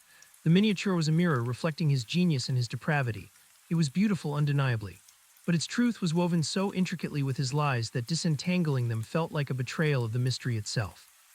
Ultimately, I concluded that its true value lay not in its potential original artist, but in its story, the story of Maestro, of the lengths to which deception could stretch, and of the enduring human fascination with beauty, even when born from corruption. The museum decided to display the miniature alongside the now debunked Vermeer forgery as part of the permanent Maestro exhibit. It became a powerful testament to the intricate dance between art, history, and the profound human desire for authenticity. It stood as a symbol of Ben's final, exquisite trick, a genuine enigma at the heart of an audacious lie. The girl in the portrait, with her serene, unreadable gaze, became the quiet face of this complex legacy. The trials of Ben and his co-conspirators, including Thorne, stretched over many months, dominating international headlines. Ben, now formally charged as Théodore Dubois, remained unyielding in court, his composure unsettlingly calm. He never admitted true guilt, instead presenting himself as a misunderstood visionary, a pioneer who challenged the very foundations of art history. His lawyers, still funded by anonymous sources, mounted an aggressive defense, attempting to discredit every piece of evidence. But the sheer volume of meticulous scientific and historical proof I had compiled, combined with the detailed confessions of Thorne and others, proved insurmountable. In the end, Maestro was convicted on multiple counts of forgery, fraud, and conspiracy. He received a lengthy prison sentence, a fate he met with a chilling, almost philosophical shrug. He had waged his intellectual war, and though he lost his freedom, he seemed to believe he had won a larger, more abstract victory by proving his hypothesis that truth could indeed be what one made of it if crafted with enough genius. Thorne, for his cooperation, received a lesser sentence, but his career and reputation were irrevocably ruined. Aesthetica Global was completely dismantled. The international investigation spearheaded by Miller uncovered a truly staggering network of illicit finance and art laundering. Numerous powerful individuals, from politicians to magnates, faced public shame, legal action, and asset freezes. The art world was forced into a profound reckoning, confronting its vulnerabilities to manufactured provenance and its complicity in opaque dealings. New international regulations were proposed, and a global task force dedicated to art crime, with Inspector Miller as a key advisor, was established. Her career, forged in the fires of this scandal, blossomed, turning her into a leading figure in international law enforcement. At St. Jude's, the wounds healed slowly. The gallery, under Clara's dynamic leadership, underwent a complete transformation. She implemented rigorous provenance research standards, investing in state-of-the-art forensic technology and hiring a team of dedicated archival researchers. The Maestro exhibit became a pilgrimage site for art historians and enthusiasts alike, a chilling reminder of the dark side of ambition and the importance of unwavering integrity. Clara, once a rising star, was now hailed as a guardian of cultural heritage, her courage and foresight inspiring a new era of transparency in the art world. My own life had been irrevocably altered. The quiet academic I once was had been replaced by a reluctant yet fiercely committed champion of truth. The trauma of the assault faded, replaced by steely resolve. My expertise in art forensics, once a niche field, was now in high demand. I lectured globally, consulted for law enforcement, and advised major institutions on security and authentication. My lab at St.